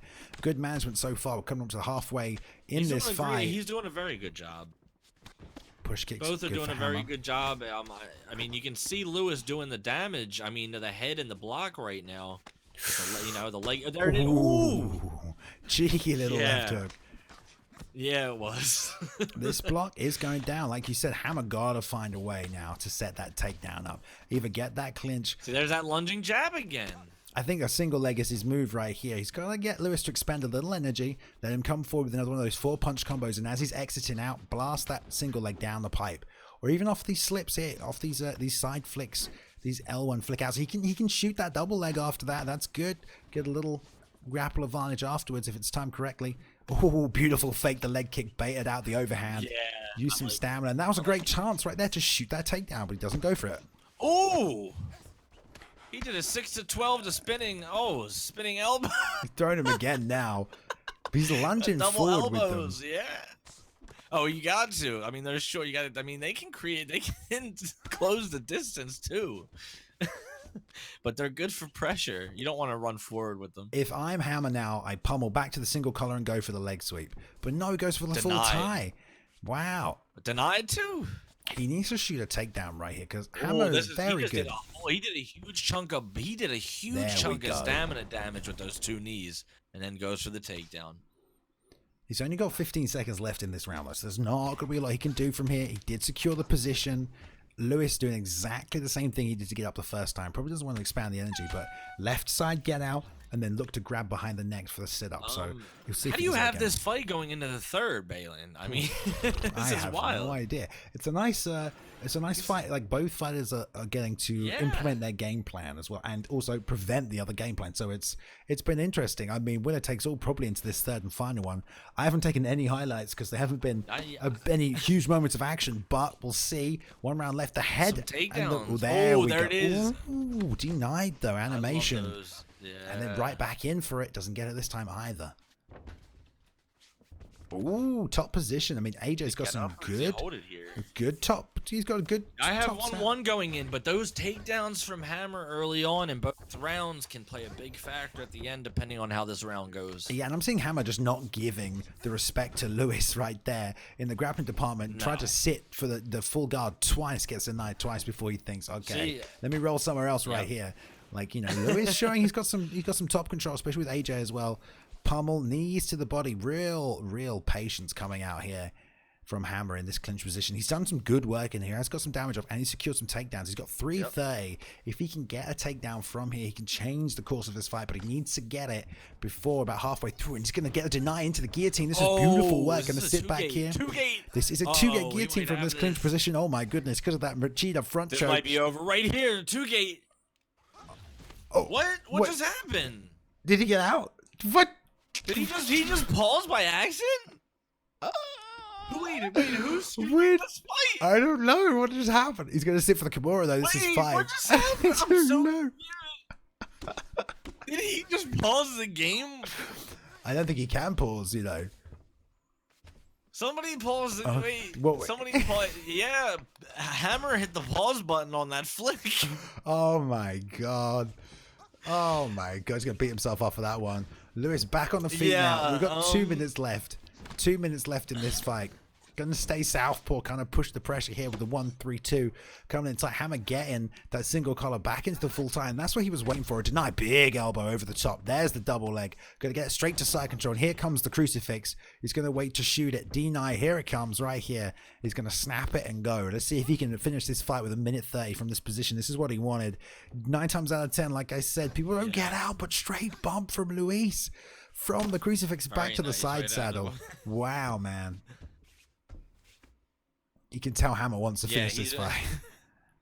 He does. After what just happened, he wants his fight done. I know he's not happy with what just happened, so he wants his fight done. He wants to make sure that he finishes, that he has his hand raised. Short shots. He's only got 40 seconds to do it right now. I mean, real tough for any anti-Johnson player to get out from this position with John Jones on him. He's been real patient right here, though. He's only got 30 seconds. I mean, it could go either way. He might have this fight secured already. We don't know at this point. But if I'm Hammer, I'm blasting as hard as I can right now. Screw the stamina, mix it up, throw some hammer fists, pound the pressure, just try and get Ed's fight done. I would say I would give this fight to Hammer. I would too. I think and there he did. I would love to see the scorecard. I don't know if they're gonna show it or not, but he could have had that. He had that submission win. That was in the book for him. That was an unfortunate event. of slipping, you know, for the pause. That what can you say? Oh, that's But ridiculous. he still got his hand raised. That's what matters most. Well done, GG Hammer. On to the next one. Let's go. On to the next one, indeed. Yeah, and I believe it's going to be Faith taking on EK Elitist, which should be live right now, but it doesn't look like it is. Maybe the location has changed and we don't know about it, but no, it has not. Okay, well, while they're getting that ready, we can see this right here. I mean, we have the replay of exactly what happened with the pause right here. It's a beautiful job. He's just waiting in this full tie, pulls back, grabs that guillotine. Great work. And he's got it locked in here. Only two-way escape being pushed right here. So not even going for three. Sits to the second stage. It's so close. He doesn't even see it comes up. The down flick comes up. No, he hits the pause and he's out. Crazy. I like I said, I'm speechless. I don't know what to say about that. I know it happens. It happens. Trust me, it happens. I don't know about pausing. You know, missing the gate's one thing, but yeah, that was the worst time to pause a game, unfortunately. He still got the like I said, he still got the W. He got the W. So he got his hand raised, and that's what matters. Yeah, for sure. All right, so we're still waiting on this fight for now. We're also waiting for. I've been jumping around a lot this for EK Motown. Yeah, I know. We're keeping up though. What is the EKs tonight? The EK, you need to sort it out, guys. Usually doing all right. You know, I understand. Right? Understandably, EK Elitist's opponent fell out initially, so you know it's not always it's not exactly. Yeah. Supposedly, well, I'm looking in the right place, but apparently it doesn't seem like this fight is ready to go. But yeah, it's not EK Elitist's fault this evening. The opponent fell out, so let's say that. I'm just gonna keep refreshing until hopefully this pops up. Yeah, we should be good to go. I think we have three. If I'm not mistaken, we have three EK fights in a row. Yeah. 3 members fighting in a row here. Some people, we have some tall tasks. Tall tasks indeed. I mean, they're all good fights. I mean, I'm still more excited for the main event. I mean, if we take a look, I can't wait. We can take a quick look at the rankings right here.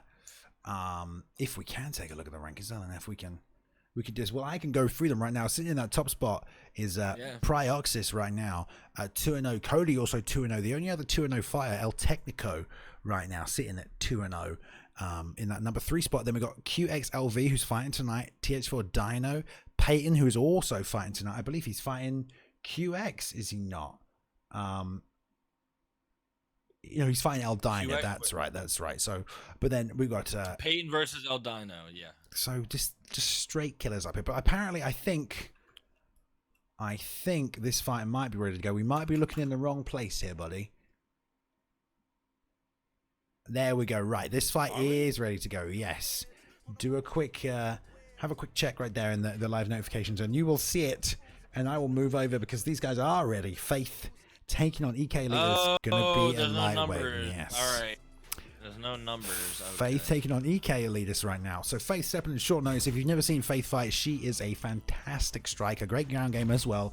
But like I said, whenever I fight Faith, man, you got to be careful of those head kicks. Come out of nowhere, she'll throw them. She sees you moving your head to one side, she'll read it. So yeah, expect to see that. Poirier is a great pickup, but EK Elitist is hungry, man, hungry for a victory tonight, showing up. But whatever happens, man, this should be a straight banger this evening. This is a great matchup right here. And it's funny that they've never matched up with how high ranked they are. They get on the leaderboard. I've heard that this game can be region locked. Like I've never ran into you, Bailey, and I've never ran into certain people before. It never happens. I don't know if this game is region locked. But these two have never fought each other, and I do know that Faith Rocks has been top 10 on both consoles at the same time at one point, and she's still grinding on both consoles. She's a monster on the feet, on the ground. And we know Elitist is also extremely good coming out of the Elite King camp. Very well-rounded, known for his ground and pound, known for his submissions, his groundwork. So I think what Faith is going to have to do here is negate that. She's got to get rid of that ground game, and she's got to keep it on the feet. And Yeah, that's about it. Yeah, I expect to see Faith use that lead uppercut as well as those head kicks. And she's good at blitzing from the outside and really capitalizing on your mistakes as well. So we'll see who makes the mistakes, really, because that's what it's going to come down to in a fight like this. Yes. I believe the in-game commentary is on, so but I've turned it down. So hopefully it's okay. And it's not too much. It shouldn't affect us. We should be okay. But let's get this on. I mean, this is a great fight. This is a great matchup. I'm excited for this. See Faith back Season 2. See what she's got. Touching them up right here. Already working the legs right here. There's a lot of forward pressure coming from EK. Hitting that outside leg kick. I'm be surprised to see Faith step in with that 1-2 to try and beat to the punch. But already that block is staying low. There's a slip underneath. Nice straight left right here. This is an interesting matchup. You usually see Elitist in lightweight with Pierre. See him in lightweight too often, so I'm really interested to see how his Tony Ferguson is. Switching stances already right here and there again with these setups for these clinch strikes. All of these nice little 3-punch combinations we're seeing coming out here. And this little lead leg, I like it. I mean, Faith is a patient fighter. She does like to sit, make reads, and counter. And that lead leg kick is going to be a great little technique to get her to react. Like we said earlier in the John Jones fight, you force your opponent to do something. You keep popping them with that leg kick. They have to move. They have to check, or they have to change, their strategy. So a leg kick's real good at just drawing out attacks from your opponent or changing them defensive. There's the uppercut. Beautiful job. Oh my God, the little straight left right there. He shouldn't have taunted. Well. No. Karma. He taunted and then got popped real quick. Boom. And yeah, that's what I mean. Faith with that blitz. You got to be careful, man. She knows when she's in range, she'll unload. And she preloads. Exactly. She preloads those combos. Does. You can see them coming She knows out. what... I was just gonna say she can time it. If she knows she has you in range, she's gonna just let loose. Yeah. A lot of head movement from Elitist, trying to pre-slip. He's gonna have to watch his stamina though if he keeps doing that too much. When you're swaying your head and throwing that'll definitely take a little chunk out. And then on top of that he was rocked, so he's got to be careful. He is gonna. Well, he's slipping to the right. There he slips to the left because he was slipping to the right, which is not the way you want to go against a southpaw, especially because Faith is leading with that jab a lot. But she's doing a good job now, settling in, still trying to land that 2-3 coming back. I love the way Dustin Poirier covers up. I don't know why. He puts his hands over his head. It's very Dustin Poirier. It's good work. It's good animation. Mo-capping right there. Yeah. But like you said, EK Elite, I mean, he's playing T-Ferg. He's probably not too worried about the stamina. He's doing a lot of stance switching, trying to shoot that straight left from the outside, circling off with it right now. Beautiful job. Faith made that read. He threw 3 of those in a row and beautifully sat down right there. Faith going to end this fight. No. Oh, it's still... Tony Ferguson, not easy to finish. She's not playing the ground game. She's not playing it. Wow. Big knockdown from Faith. Ooh. It's only going to take one more next time. I think it's only going to take one more. She's not playing that game. I mean, Elitist is through 3 of those straight lefts in a row, and one head movement slipped to the outside from Faith, came back with the straight left lead hook, got the rock, and then followed it up nice and tight, fired those combos off in close, and that was all the damage she needs to sit Elite's down on his butt right there. Almost a straight knockout.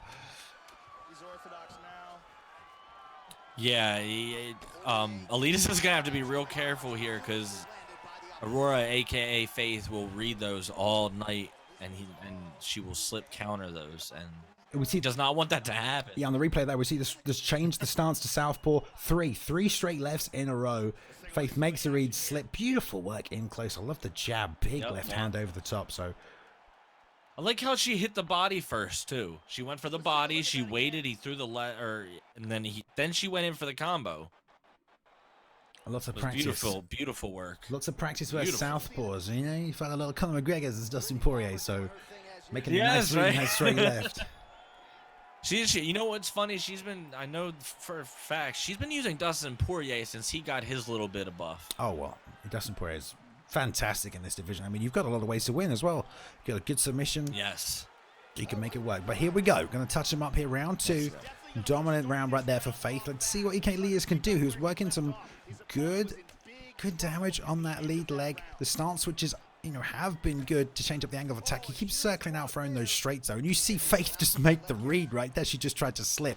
Oh, there we go. The straight lead uppercut. Oh, there's another right one. Down the Nice pipe. to not. She knew it was coming. What can Elitist do here? Oh, like you said, a lot of straights coming out, Balin. Yeah, now he switched back to orthodox. This is okay. Now she's going to have to adjust that uppercuts. Slip angle, and the reach on Ferguson's real nice. I like that by Elitist right there, popping from the outside. You can throw those 4-punch combos. And it's a real goofy way of striking that Elitist is using right here. Nothing's traditional. Nothing's coming from his stance. He's moving every time he throws, or he's already slipped his head. I was just going to say, it's interesting to see him, the way he strikes with Tony. Oh, nice. 2 lunging jabs in a row. But like you said, part of Faith's game plan has been that uppercut. That uppercut has been landing flush and doing damage. Be real careful about just walking straight in as well, because when he's walking straight in trying to throw the 1-2, that's when Faith has just been planting and catching him with that straight and then following up with any strike she wants. So he's doing a better job. There we go, leading with his own straight lead uppercut. And the tie clinch just missed what happened with lag right there. Oh, nice slip of the straight right there. So it's a little bit better by EK, just doing some pop shots from the outside and going to draw down the stamina of Faith, just trying to slow down those counters. Beautiful double leg into the, beautiful. Nice double leg. That is well done. Fantastic. We'll mix up the game plan right here and straight deny. And EK, man, they're real good with the MMA all-round camp, so we'll see how Faith does on the ground right here. She's gonna have to use that defensive grappling to get back to her feet. This is not where she wants to be. Tony is very well rounded in every department, top, bottom. He does it all. The submissions everywhere. Oh, beautiful. Arm beautiful. trap Now she needs to city. get up though. She still needs to get up though. Yeah, you cannot be patient. There's a denial, see? Yeah. Oh, beautiful. Oof. Nice liver shot as well. Well done. Planted. Oh, nice jumping lead leg front kick, and there's that straight angling off. Flying knee. Faith still trying to plant right here. EK Elitist, gotta be careful stepping in. Faith really trying to plant, catch EK Elitist on the way in. I think Elitist knows that.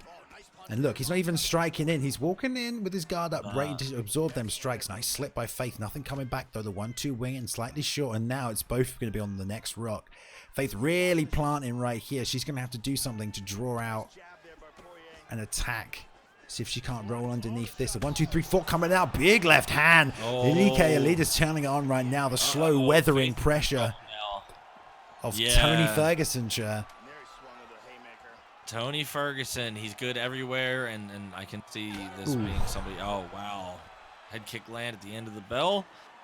End of the round. Oh, I mean, 1-1, I think, going into this next round, if I'm not mistaken. Or was both knockdowns in the same round? Oh, I mean, it's a close fight. I mean, I don't know if it's going to go this round. I think it's whoever can make it through the end of this round. Oh, my goodness. We had some weird lag all over the place right there. But, yeah, Faith not ending that round with the best of stamina and getting rucked after a 4-punch combination by EK Elitist. Big left hook landing right there. And Faith now turning up the pressure. She's moving forward. She was planting a lot towards the end of that round, just waiting for EK to come in. Now she's really turned on the pressure.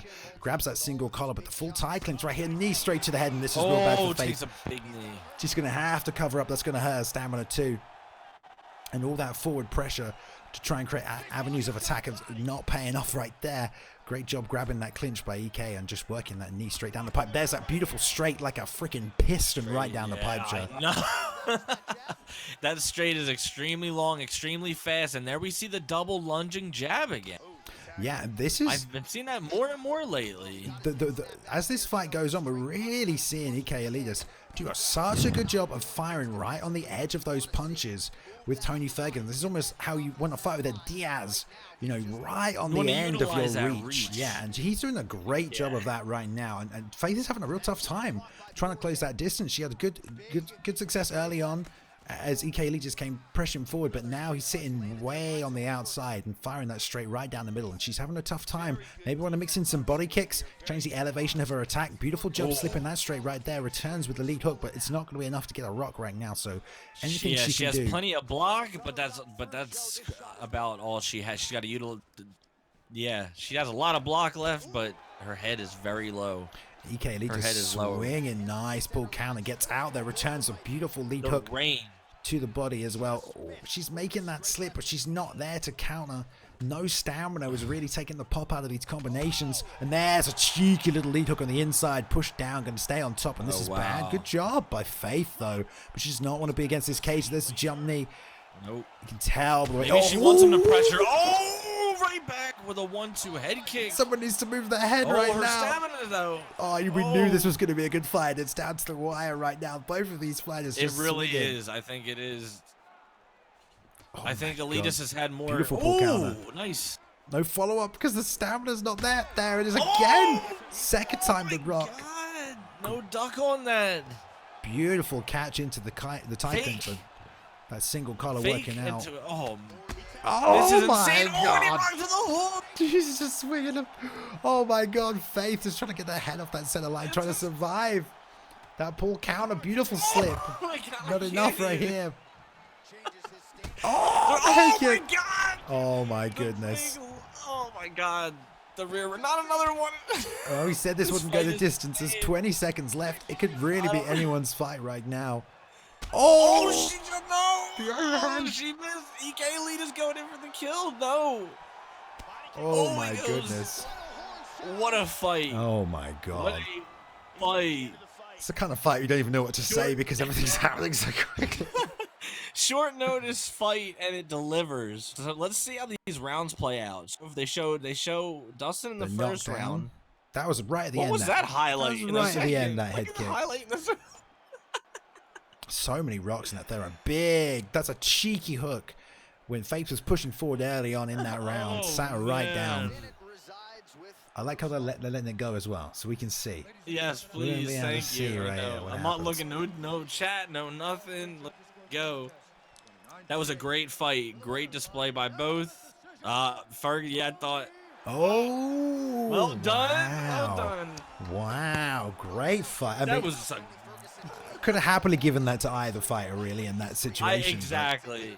I definitely thought that EK Elitist had done just a little bit more damage, knockdown stuns, in But, I between mean- some of those. But what a showcasing by both fighters. I think, what a mean, show. really well done by EK Elitist adjusting right there because Faith came Yes. out so strong. She looked so good in Oh, that I first was round. wrong. I mean, she was absolutely wrong. dictated the pace. She caught EK Elitist coming forward in close with those tight hooks and those tight combinations. I mean, I'm going to fire off these 3 replays right now and we can just see the pace and the course of this fight and the change that EK Elitist made, just sticking with those straights at the end.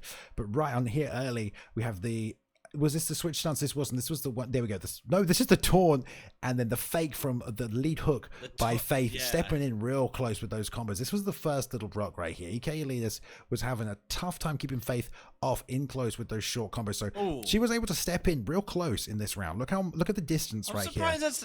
And Elite yeah. Elitist using the leg kick and pushing forward. But moving on to the second one, hang on. Let me just run these through. We can get these, talk it back here. Interesting fight. This is the switch into southpaw, the straight left coming out 3 times right there. Nice slip off the straight left of Faith landing into the lead hook and then coming back with a jab. Big left hand. So it was good. Great work by Faith. This is still in the first round though. She managed to stay in tight and land those combos. When she had the stamina, she Oh could my fire God! them off. This was so close to a finish. Yeah, and this is the That was- last that one 20 punch, seconds. Double jumping Oh front my. kick after rock, lead hook to the body, 3-punch combination still coming up from Elite. It's that overhand misses, that straight left rock right there. And this was just a war till the end right here, Cha. What did you think, mate? You know what? Like I said, as at the end of the fight, I thought Elitist had that fight. It was so close, but the scoring in this game, I don't know. When you go round by round, that's the best way you can judge a fight. You look at the stats at the end. Aurora, I believe, was up stuns and knockdowns by 1. At least knockdowns by 1. So I mean, you can go by paper, but in my head, I did have Elitist winning that, but. Clearly, I forgot how much damage she had done so early. But that was an amazing fight. She took it on short notice. They both showed respect, and it was a great fight. I mean, you can't ask for much more than that, right? Yeah, I mean, props to Faith for showing up as well, of course, because that's short notice. Yes. You fill in, maybe you're not on point, maybe you're not ready to fight tonight, but she did a great job, and so did DK Elitist, man. I mean, I love that Yes. Tony Ferguson. That's how you strike with Tony, especially because you take some damage early on, you draw it out. I mean, Faith was not able to cause the same amount of damage after that first round because the stamina just wasn't there, because he had been hit quite a few times. But the use of those snapping straights from the outside, real good work. Took a while to find the timing on it, but really helped control the distance and get some good damage off right there. So real impressive. I thought it was the whole fight was beautifully done. I thought she did a great job using somebody with such a short reach compared to Tony, and Elitist did a great job utilizing Tony's reach. 76 inches. Can't do too much better. For sure. Right. We got how many? 1, 2, 3, 4, 5 more fights coming up for you this evening. Right here. I don't know if any of them are ready to go right now, which is unfortunate because we know that I don't know what time the main card starts for the UFC, but it's probably going to be. Yeah, we want to keep running. The only fight, because we don't want to touch any of the main fights right now. The main card fights on ours as well, but nobody seems to be ready. I don't believe. I think I just believe it's EK Detroit Preach next versus Deco. The EK Detroit Preach versus Deco should be next. Yeah, that's right. Just waiting on that, and then after that is the return of EK Mr. Chicken versus Icy Pegasus, which is going to be a great fight as well. Motown, as Detroit Preach is now known. I mean, again, another vet here at ESFL, fought a lot last season, especially towards the end. A lot of these fighters on tonight have done. It's so good to see. I mean, we have a lot of this new blood, especially on PlayStation. I feel like there's more new blood breaking through on PlayStation. On Xbox over here, we still got the vets who've been battling it out since day one. So it's good to see, especially in this main event tonight. So it's good to see people like Detroit Preach gone through it, still here, still fighting, still repping these good fight camps. But I'm still in shock from that last fight. What a great fight. I know, unbelievable, and that's the kind of fireworks I expect to see all throughout the main, the main card of this. It should be nothing but fireworks. I'm sure the rest of these fights will be too. I'm really excited. Let's get it going. Come on, fellas, what's good? Yeah, what we should do then? Let's take a quick 2-minute intermission. That sounds good. Yeah, and then we'll let everyone we'll get the next fight lined up for you. And then we can come back after that. So let's take a quick 2-minute intermission, grab a drink, stretch your legs. We'll be straight back once we have this next fight ready.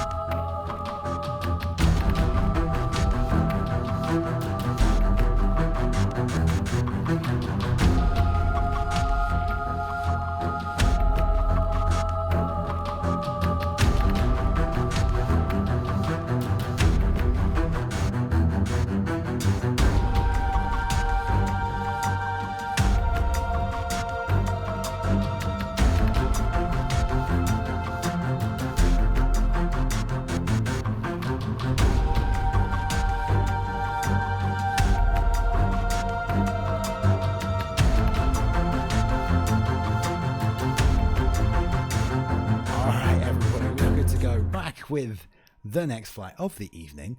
EK Motown, formerly Detroit Preach, taking on Deco Hebden. And we're good to go. Let's get it. We got some good fights, man. How many we got left? We got 1, 2, 3, 4, 5, 6 fights. 7. 7, 6, 7. It don't matter. We're all the way through. It's good. 6. Oh my goodness.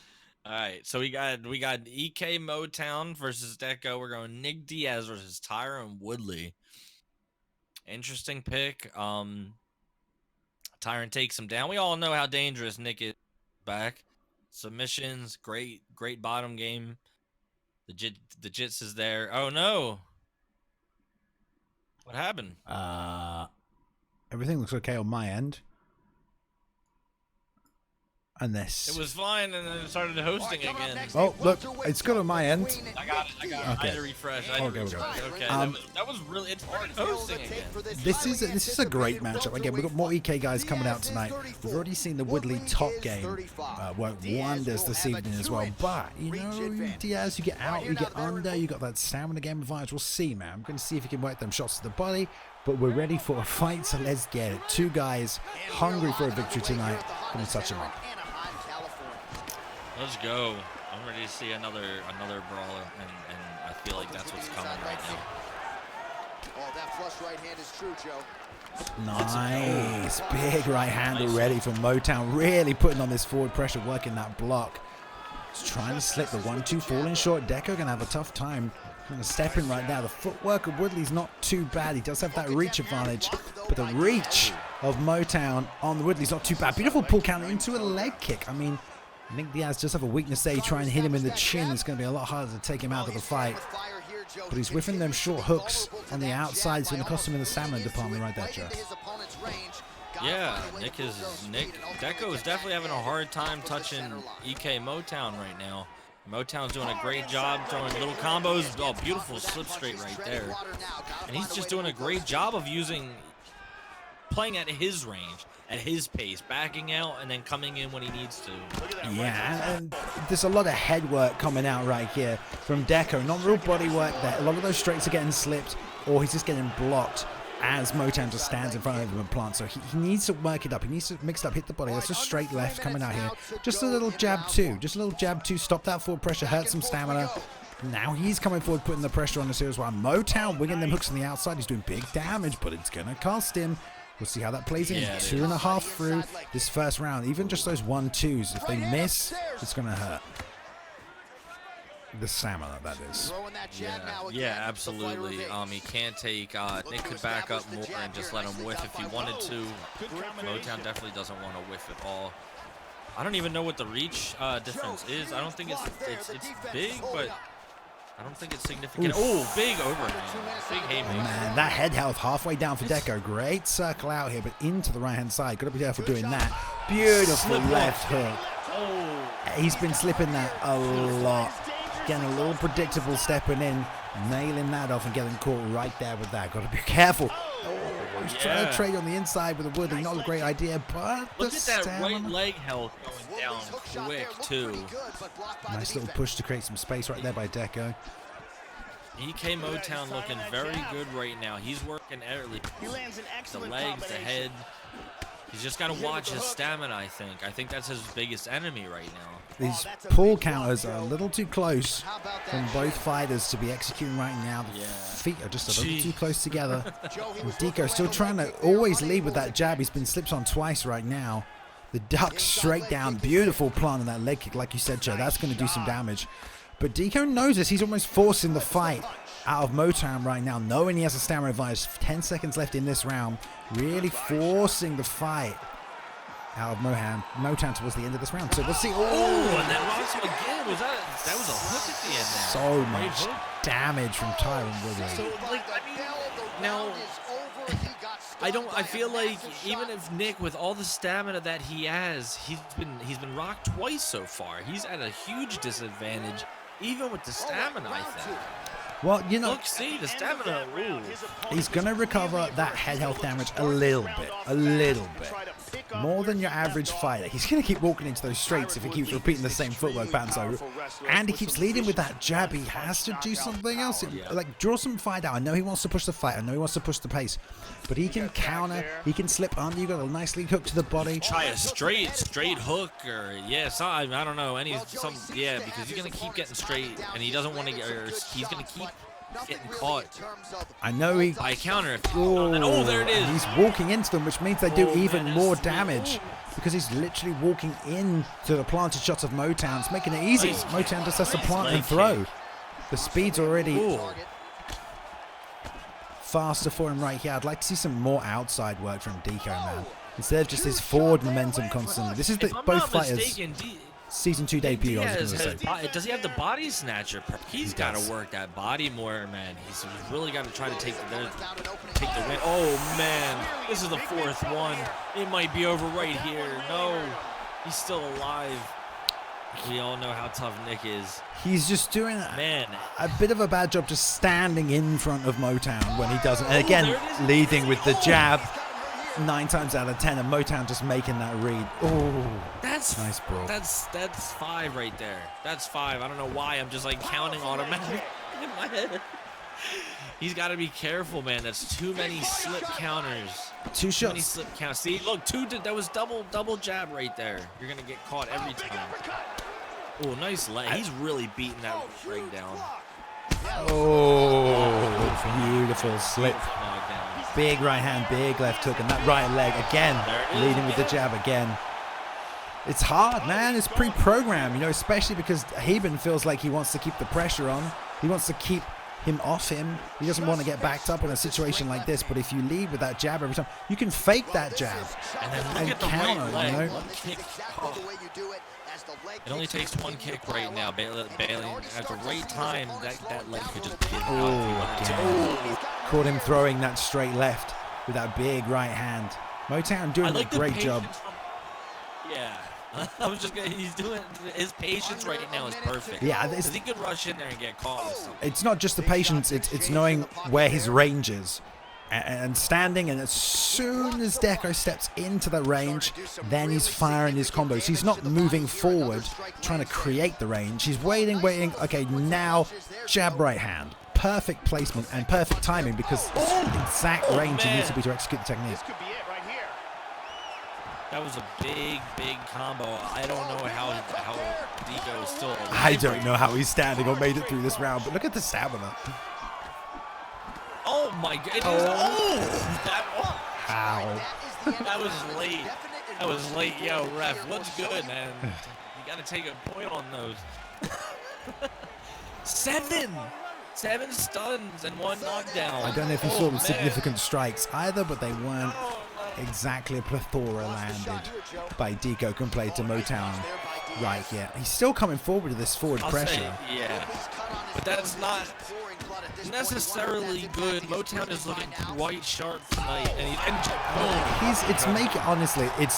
Deco is making it easy for Motown because he's just walking into everything. There's no in and out. It's just always, I'm going forward. I'm not pulling in. I'm not circling out. I'm just moving towards you.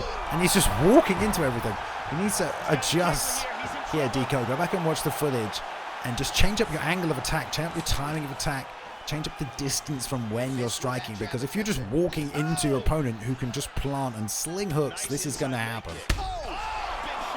This is too many. I don't. Oh, there we go. Good fight. Oh man, GG. EK Mo. Big knockout. That was a big knockout. Yeah, I mean, great performance by EK Motown. Look crisp, look sharp. He definitely played with Tyron Woodley a lot right there. You can tell. I mean, knows the range, knows the distance of Woodley perfectly. And here we go. We see the ending sequence right here. Was this the ending sequence? Yeah, it was. There, rear uppercut. It didn't really matter where he was landing at this point. Just chaining them together. I mean, he threw about 4 uppercuts in that last sequence there. But yeah, I think there's a lot to learn from that fight. Deco, again, this is their season 2 debut, so he's only 0-1. EK Motown, Detroit Preach starting off early.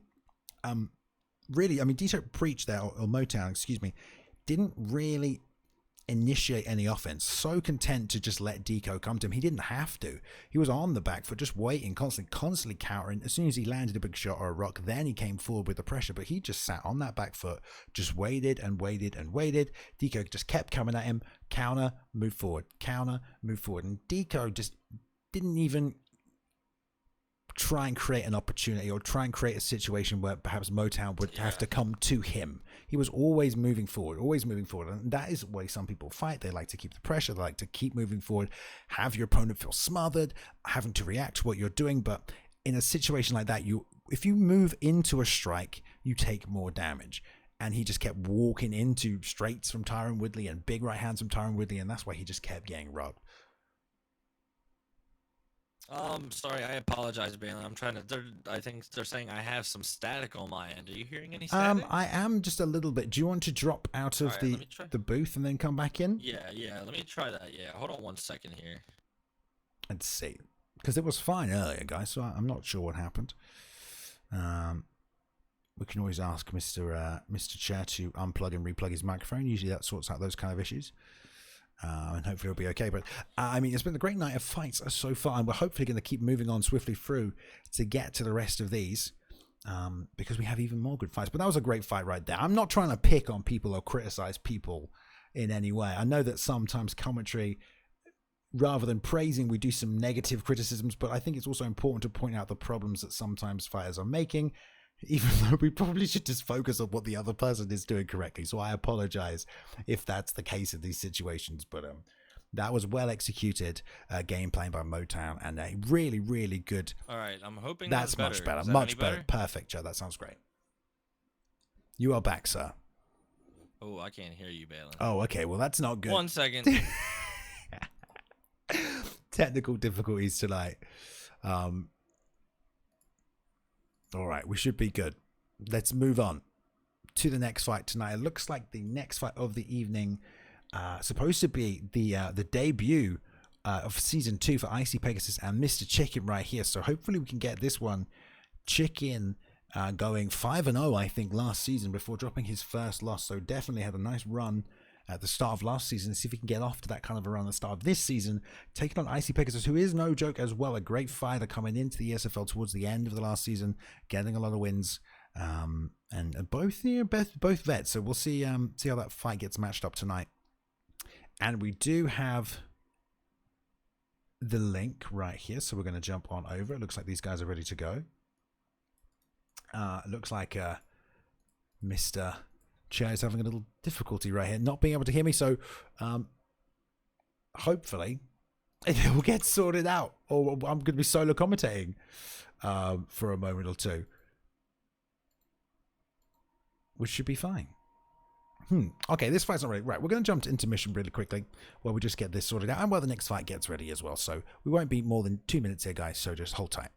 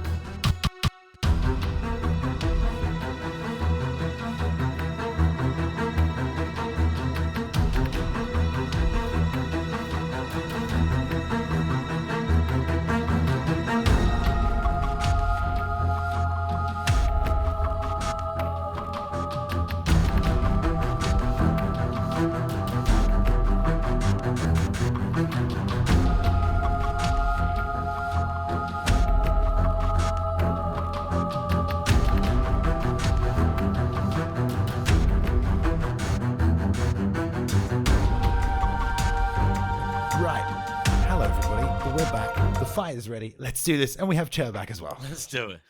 I'm back too. Let's go. I'm ready to go. Right. Do you want to give us... EK Mr. Chicken. You can give us a rundown of these two pull up my fighters, notes. Chair. I had to pull up my notes real quick. I had to do a quick restart. That's okay. Well, let me just say then, I mean, thank you for bearing with us, guys, during these technical difficulties. This is the early days of EA Sports UFC 3 and EA Sports UFC esports. So obviously, you know, since the beginning, this has been very bootleg. It's been very making the most out of the tools we've got. So come UFC 4, I'm sure the developers will recognize how much we all love to watch this and make it a lot easier for us, hopefully, to run these events. But obviously, every now and again, there's technical difficulties. We do what we can. There generally tends to be one thing every event, every now and again, but we do a thing. But definitely, what does help fighters is showing up on time as well, because in the end, you're only hurting yourselves by not doing that, because there's no one going to be here to watch you if you're not here to fight. So hopefully we can get those issues nailed down. But Mr. Chicken returning here. Please let us know, chat. I believe he's just waiting for his opponent at the moment. Both of these guys are making their debuts. I mean, what can you say? Mr. Chicken, we know EK Mr. Chicken coming out of the Elite Kings camp is a very well-rounded fighter. He does prefer the stand-up. He is a fan favorite, and then he's going up against Icy Pegasus, who had fought a fair amount in Season 1 as well. So this is their debut fight for Season 2. What do they have to bring to the table this season? Hopefully a great fight. That's what I'm hoping for. Yes, as long as they're absolutely. actually going to... This is an invite for them is about to expire, as feel as well, if they don't get this going any quicker. But I mean, Mr. Chicken, I think it was, 5 wins, 5 knockouts at the start of last season, which was impressive. But let's see if they he didn't really fight much after that. You know, he fought a lot early on, but then after that, Chicken only had a couple more fights, came back to fight ESFL 50, which was good performance then as well. But we'll see what the performance is like moving forward. And it looks like Icy is on the way over right now, but I can't recall seeing Icy Pegasus fight recently. Do you, Cha? No, like I said, this is their debut for Season 2, so we have not seen him fight at least for a few months. I do not remember him fighting too much towards the end of Season 1. So like I said, this should be a real interesting matchup depending on the picks. I have no idea how this is going to go. Like, I agree with you. I just hope it's a great fight. Let's see some hands get thrown here. Let's go. I'm ready to go. This should be a great fight. I'm ready for a Max Holloway mirror match as well, because this will be a great striking. Duho Choi. No, that would have been good. I played UFC 2 the other day. Duho Choi has a 95 striking. I was like, okay. Oh, yeah, I know. I know a lot of people used to just do stand and bang matches, you know, without when there was no stand and bang, you know what I mean? And that's what you would do. You would pick Duho Choi and just stand there and just pick people apart. He was so tall. But look at these picks right here. Alex Caceres. Is he really picking Alex Caceres? Alex is fighting tonight, isn't he? He's fighting Crone Gracie. Yeah, and Alex, I was hoping he would have gotten a buff, but then he started losing in real life. And he didn't get one in this game the way I wanted. I was hoping to be able to use him and play him. Oh, Bruce Lee versus Bruce Lee, Rob. I'm down for that. No, wait. What if Bruce Lee robbed used Bruce Lee? Well, I think these two are trolling us a little bit here, but yeah, they have to be. I don't know what's going on. We've been keeping these guys waiting long enough, so let's maybe pick the picks up, boys, and let's get this fight going. Let's go. Or you won't be able to watch the Alex Caceres fight tonight because you'll still be running. I hope you guys have DVR. Let's do it. So I'm finding out from the guys in the back that Icy last season was 1-2 at the ESFL. So not the best record, but definitely, you know, he had been here, had got some experience, and apparently much improved as well. So maybe Icy's been away working on that game. I love the name, Icy Pegasus. It's great. Yes, I do. Majestic, I enjoy the name too, but you know, majestic mythological animal. So we have a max mirror matchup. So like I said, I think we're gonna just see hands flying all over the place. The chicken. Let's see who takes Pegasus. this fight. I'm excited. EK Mr. Chicken versus Icy Pegasus. Let's go. Last fight before we hit this big main card. Or this big, Is it me, or does the Max on the right-hand side look a lot fatter than the... Just around the cheeks? Yeah, I think that's just you. Just a bit, I think that's chubbier. you. No. It looks fine to me, Bailey. All right, we're gonna get this on. Chicken in the blue. But I mean, Holloway has all the striking tools you could ever need. Nothing too fancy. You got some turning side kicks. You got wheel kicks in there. No like one step kicks. No side kicks or anything like that. But you've got the basic techniques down. Yeah, he doesn't need too much fancy stuff anyway with the stats that he has. After the buff that he had gotten when he won before, and he had gotten a huge buff. Max is insane on the stand up. If I'm not mistaken, he is second or third in the game for highest striking stats between footwork, switch stance. You can do everything with this guy. Yeah, some front kicks down the middle, I'm sure we'll see come out, but we'll see how it plays out. Chicken likes to stand and bang, get them hands working, so we'll see what Icy Pegasus brings. We'll see if the game plan is the same, trade in the pocket, or if someone's going to sit on the outside. But trying to mirror me, yeah? Want to mirror me? We have no touch glove, and he just goes right. Apparently, Icy Pegasus is. For, yeah? We might have to mute this if we have Mr. Chicken talking the whole time when the fight's going on, just so we can hear it. He did. I'll break that very bad. Yeah, you might just have to mute it. I can't do the commentary if this is going on. Honestly, I feel like at some point we should let it pad to the crowd. Okay, we'll bring it back in. We'll bring it back in halfway through when some stuff goes down. Okay. Oh my goodness. Right. Some great forward pressure right now from Chicken. Really working the outside, cutting these angles off to the right. Looking to step back through and bang that straight. But nice work by Pegasus of chopping down low with that kick. It's that 1-2 to the body. 2 comes back through the middle, trying to plant land that lead uppercut. And the left hook return, not there, but some great work hitting the body with that straight right so far by Pegasus. A little back and forth from both fighters. Did Mr. Chicken definitely landing? I think just a little bit, but these kicks to the leg, you can see the damage on the left leg for Mr. Chicken right now. But see, he's trying to pop off a double jab.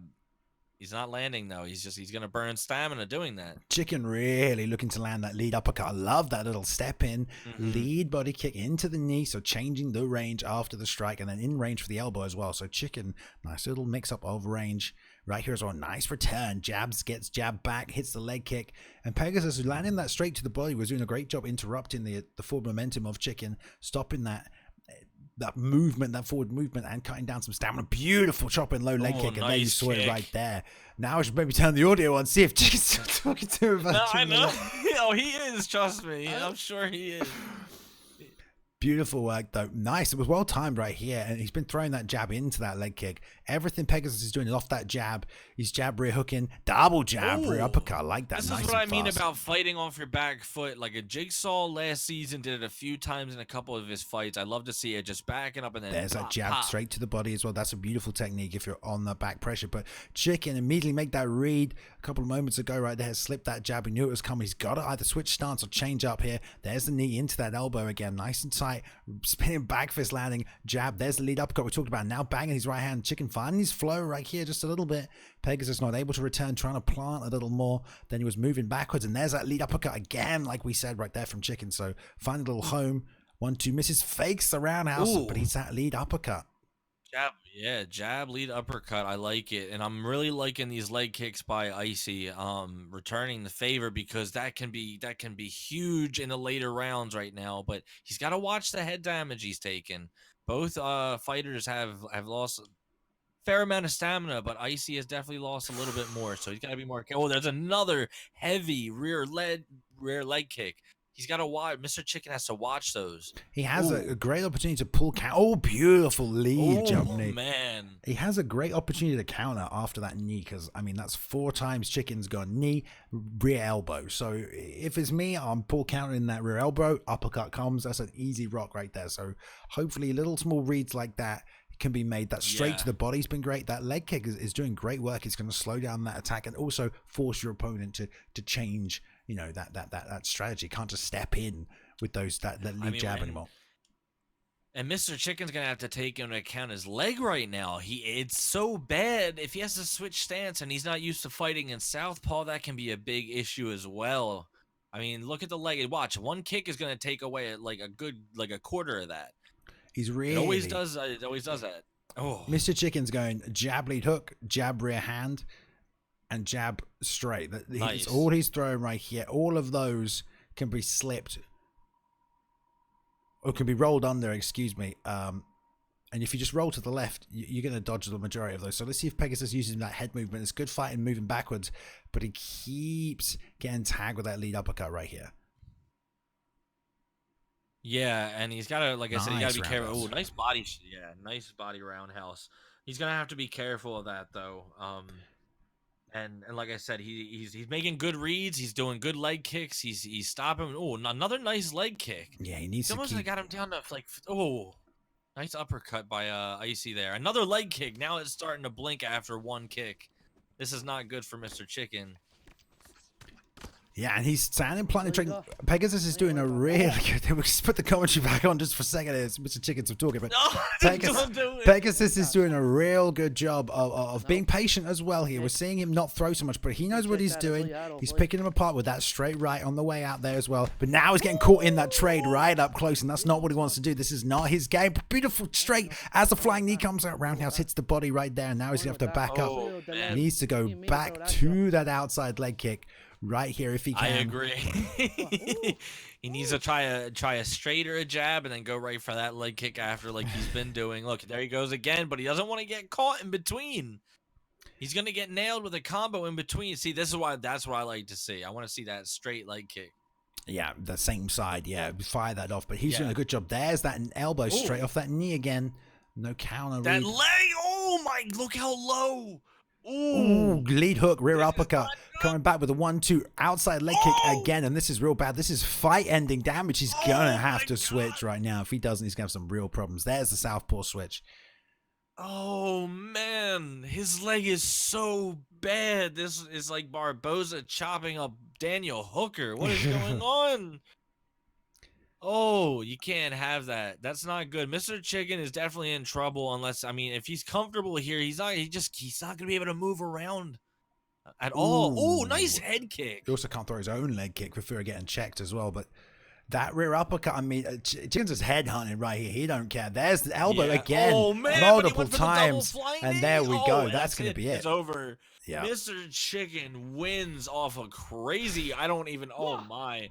What did he throw? An elbow or just? I don't even. Did he throw a? What did he throw? He landed a jab while he was going for a flying knee. He did, but GG. again, you need to make reads if your opponent keeps hitting you with the same thing. Yeah. Like that knee elbow came so many times, and that's what set that finishing sequence up. So we got to make reads on that in the future. But good job by Mr. Chicken closing out the show as well, throwing that straight down, like you said, Chat, into the flying knee. Great pipe shot right down it. Nice read. Nice read. And, nice read. He was trying to time that flying knee, and that's not necessarily a terrible thing to do, but that straight caught him right at the right time as well. I think it is. I mean, I don't think flying knees are good. I think they're dangerous. Just like I think they're just as bad as certain head kicks. They can be ducked, they can be countered easily. And we just saw he had low head health, throwing a flying knee with his back against the cage. Probably wasn't the smartest move to do at that moment, and he got popped with a jab for a finish by EK Mr. Chicken. GG's to both people. Good fight. It was a good fight indeed. And yeah, props to both fights. That's the first fight of the season. We know that IC didn't do too great in terms of his record last season. Did put in a good performance. Stayed committed to that low leg kick, was chopping.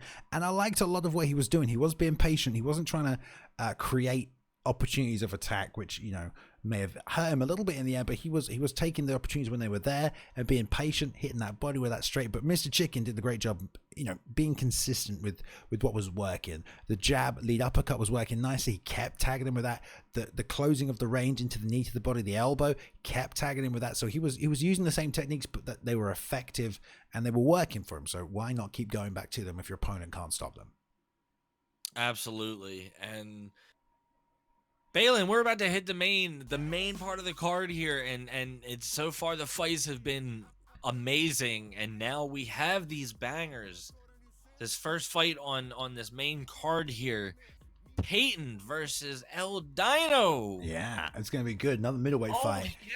And I don't know if Israel Adesanya got a boost recently. I mean, I feel like, you know, maybe he should have got a little boost. I don't think he did yet. Little No, I do stamina not boost? believe that No, I don't think he got anything just yet after his fight with Silva. He might not, for just because it was a decision win. We might not see too much of a buff.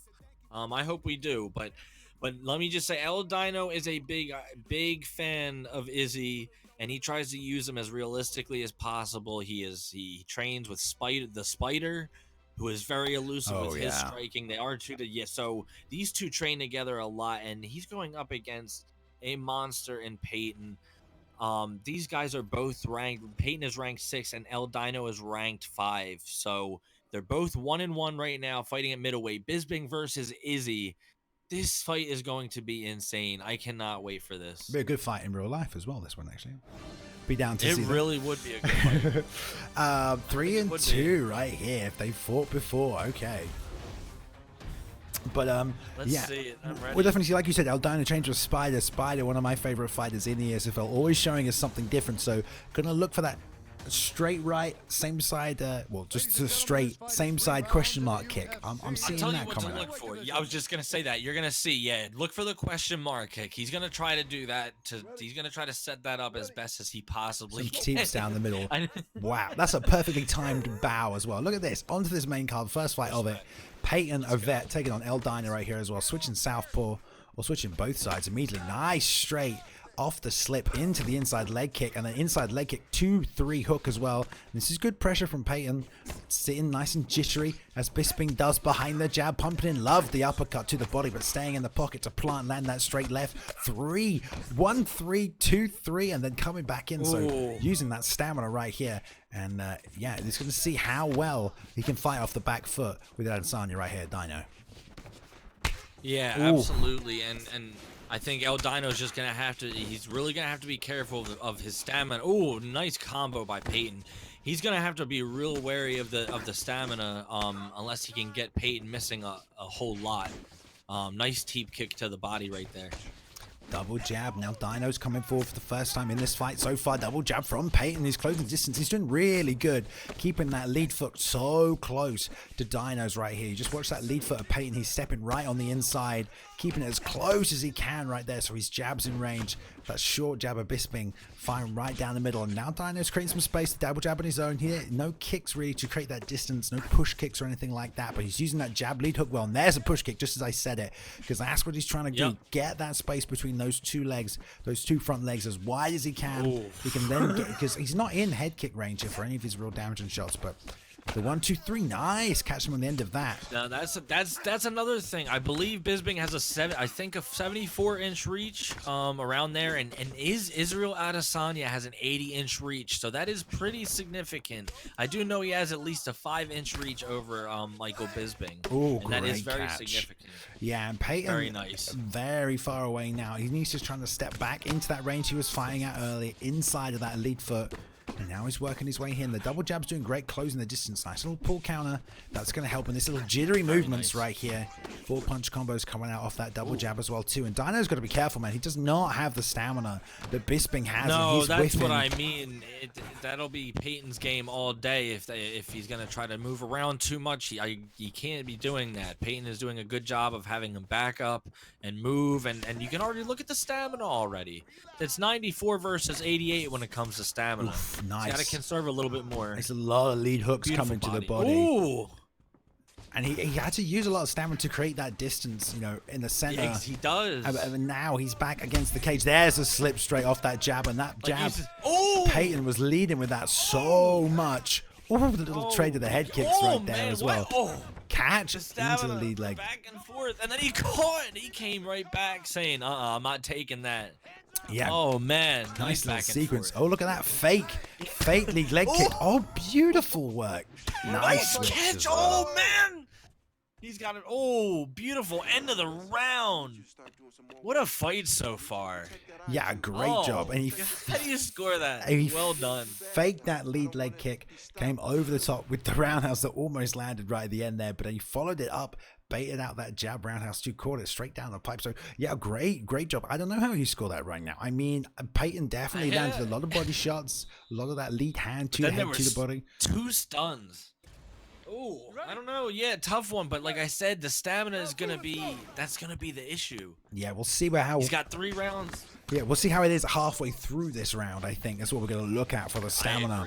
But Dino not really throwing anything significant, not throwing any big strikes. I mean, he has an arsenal of weapons. It's very difficult with this much pressure that Peyton's putting on him, but he's still keeping it very basic right now. No big kicks, no head kicks, which is probably going to be the game changer for him in this fight. Yeah. I think he's doing kind of like what you were saying, about halfway. He might start turning up a little bit. He might throw something a little bit heavier. Oh, nice man. Oh, there He's was. catching those so well. Oh, and he caught. Oh, my God. The catch. He's catching every kick. He is catching literally every kick. I don't know how many of those he's landed. He slapped one on the start of this fight. That's been about it. Nice little pull counter to sit out here. Now he's faking it. I feel like Dino's gonna have to watch. He always ends. He's gonna end each round with some low stamina, so he's gotta kind of conserve until about halfway, and then kind of unload and do a big shot like a question mark. He can't really do it too early in the round. But he's also taking into account how much damage you've done so far, when you need to turn up, when you don't. And he's pull countering a lot right here, which is nice. He's not using those counter opportunities to throw back, but that's not necessarily a bad thing. He's still wearing down the stamina of Peyton. He could make some avenues for his own attack, but he's already got a rock off so far this round. So in his mind, he's probably winning this round. He can sit a little bit, and as you said, wait until a little bit later before turning it up. But Peyton's head health is looking a little low right here. It's not going to take that many more shots for Dino to be able to close this fight off. And Peyton's just trying to find a home for his jab. He's stuttering in and out. He's doing a great job faking to close the distance into a hook, straight hook. Beautiful 3-2-3. Oh, but flips the front kick. Bam, with the head kick. And that's going to be it. Fantastic. Absolutely beautiful. God. What a crazy win. Oh, just as Peyton was starting to really turn up, Dino comes out of nowhere. Absolutely boom, fantastic. Boom, boom, let's go. Man. What is going on? It was Beautiful fight. Front kick right there from Peyton that got slipped. Step back in straight, lead head kick. And I don't know if he dropped his guard there right at the end. Looked like his hands came down. I'm not sure. Yeah, it looked like he was just dropping. I don't know if it broke through or not. It looked like they might have just been dropping, but I don't know. What a wow, what a fight. Fantastic finishing sequence right there. And we're going to take a quick look on the replay that we can call back right there, because just watch the combination he's stringing together. Pure cerebralness, firing in the moment right here. Step back after that 3-2-3. The distance is there. Jab, lead hook. Going to create some space with the fake. There's the fake. That's a great work by Peyton, closing, coming in nice and tight. There's the front kick. Slip straight. 1-3-2-2 head kick. Beautiful work right here. So just set that up so nicely. Pull counters. Slips the front kick. Steps back in. 1 lead hook. 2 into the lead head kick. Well done.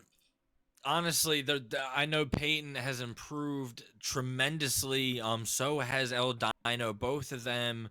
El Dino, I'm sure, would say he would rep the UT side. He's number 1 in Ultimate Team. Peyton is up there in the rankings for ranked. So having these two fighters come in and put a fight on like that together, great fight, guys. Honestly, well done to El Dino for the finish. That was an intense fight. I didn't know how that was gonna play out, and honestly, it couldn't have been, for me at least. I don't think it could have been any better. I mean, I saw the fight going either way, but it was a great display of striking on both sides. Yeah, and that's a good point to just point out right there that, both of those guys were 1-0 before that fight this season. Both with big wins, Yes. both feeling like probably they're ready to go. I think El Dino, I mean, he's ranked number 5th in the world right there going into that fight. So that's a number 5 guy right there, and Peyton was number 6, so it's literally, You know, the We could see there's a few matchups here we see in this main card that I can see happening after that fight. So there's definitely matchups to make. I mean, yeah, brand new Mac and QX are both 1-0 as well. Mad Dog and Prodigies. Mad Dog is 1-0, Prodigies 1-1. And then we have our title fight, Cody Dank versus Prioxis. So there are tons of matchups to make here. Very good matchups, and I'm really excited. That was an awesome first fight to kick off that main card. for sure. And we've got plenty more coming because we're going to get it going. Let's get it. Next, I believe, is Mad Dog taking on Prodigies. Always a good fight when Prodigies is involved, for sure. I mean, super well-rounded and really unstoppable initially in the ESFL. Like, really, really good pressure and pace. Very hard to keep off you, but definitely, I don't know how many fights he had last season, like 20 or something stupid like that. So definitely showing up here season 2, ready to get going. I think they're both 1-0 right now. Prodigy's 1-1 right now, coming off a win against Vax, and Mad Dog 1-0 against Ruthless Don. And Ruthless Don looked fantastic tonight. You know, he looked really good. That's what I mean. He did. He looked very good. So Mad Dog coming in here, going up against someone in Prodigies. Prodigies is a vet. He's grinded the game out just as much as anybody else. This should be a dog fight right here at welterweight. I'm curious to see who they pick. If Prodigies is going to go GSP, maybe he might go that all around. He does love to grapple, and Mad Dog. I mean, this is an awesome matchup. Great matchup. 2 vets. But I do see a host. Yes, I see a host. Wes, okay. Hopefully they can get this going as soon as we can. We can take a quick look at some of those highlights. Let me just run back the fight. I know that we talk about these fights and go back, but we can have a quick look at some of these exchanges right here earlier on. This was towards the end of the second. Remember, this was a ruck. Nice little work from the inside. This is when Peyton's doing a real good job keeping that forward pressure nice and tight. These pull counters, but it was that slip straight that really started to do a lot of work.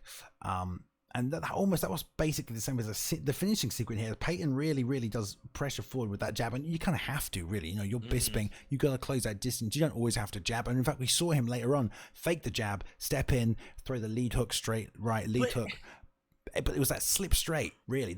You know, we talked about earlier on, not a lot of big shots coming out from Dino. You know, Dino not committing to the head kick, the big punches, the big kicks. You know, the fancy stuff. Didn't need it. Just needed that slip straight to set everything else up. There were so many caught kicks. Dino caught just about every body kick. I don't know if Peyton was able to land a full-on body roundhouse or not. I'm not sure if I saw it, but it was impressive to see somebody catch all of Michael Bisping's body kicks and counter off of them. I think that was a huge part in that fight for Dino. We're catching those kicks and getting rocks off of those. Yeah, for sure, 100%. I mean, that does a lot of damage. Like it's sneaky damage because it's not. I just took 3 shots. I better back up. It's like I took 1 shot, but it takes chunks off your head health, which leads to rocks later on. So, yeah, real good work. Right, so the co-main event is ready to go. The Mad Dog fight. Those guys aren't ready yet. It's not up. So we could just bounce on over to the co-main event, which I think we should probably do. And hopefully Mad Dog and Prodigies can get it back together, because if the co-main event's good to go, then let's move on over to that. Let's get this co-main event going and let's keep on moving through. And it's going to be brand new Mac taking on QXLV, which is a fantastic matchup right here. Wow. And both these fighters right now are 1-0. Both of them coming off great wins against high-level competition right here, Joe. Yeah, I mean, I don't even have much to say. I'm just excited to see this fight. These are 2 guys that are high level. Mac is a former ESFL champion. In season 1, he's a former ESFL champion, and he's going up against a beautiful striker in QXLV. Both of these guys, I do not really see this fight going to the ground. As you can see their picks, I do not think it's going to go to the ground. I think they're going to they're going to start throwing hands at each other, and That's the only thing I can say. I can see these two just going back and forth, back and forth. I'm ready to see it, man. I know Brand New Mac's very good at setting up those kicks off the same side, straights, and then leg kicks, straights, and body kicks off the same side, off those straight punches. So probably look for that, especially with Aldo, man. You got to think those leg kicks are going to factor in, as well as that lead leg. We saw him sneak in that lead leg kick a couple of times in previous fights. So probably going to look for that as well. But yeah, we'll go to Mad Dog and Prodigy after this. Well, actually, their fight is ready, apparently. Oh, yeah. All okay, right. well, why don't we just do that real quick? Why don't we... Well, if these guys press A, then they've pressed A. We're gonna do this one. We're gonna do this one. We're going. They're going. we don't want them to jump in and they'll be ready. So we'll go do this one. We don't bounce around too long. I like it. But yeah, just to let you guys know right here. So Brand New Mac currently number 9 in the rankings right now, and QX LV number 4. So 2-0. This moves up here. That's going to put you in the top 3 after this. So we'll see, man. We'll see who takes that. Someone's has got to go, chair. Agreed. And another mention again, Brand New Mac, a big Ultimate Team fighter as well. I wouldn't say so much as recently. He's definitely mixed up games, but it's great to see him still competing in the ESFL. I do see him still in Ultimate Team and ranked. He does mix it up. It's just I think it's good to see people from both sides fighting, ranked and Ultimate Team. For sure. All right, here we go. Going to touch them up. Number 9 versus number 4 in the world right now. Brand New Mac in the red gloves with the Aldo pick. QX taking that blue pick right here and already using that jab. Side body kick. Beautiful 3 hooks to the body from Brand New Mac. Oh my God, look at the speed that Brand New Mac is moving right here. Making McGregor look slow. Beautiful slip as well. I think it's exactly what you said, Chad. These two are going at it. Returning hooks left and right.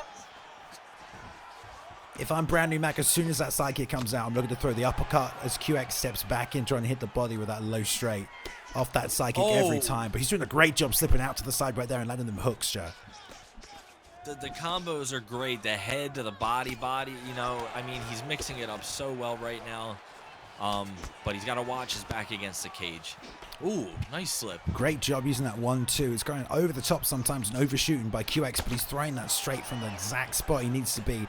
Right on the end of that straight is a foot extension, but Brand New Mac's head movement is on point tonight. The one uppercut misses, the hook lands, but then he slips off and lands the hook again. So he's getting this damage off. He's chipping away and making QX miss. Look at the stamina on QX.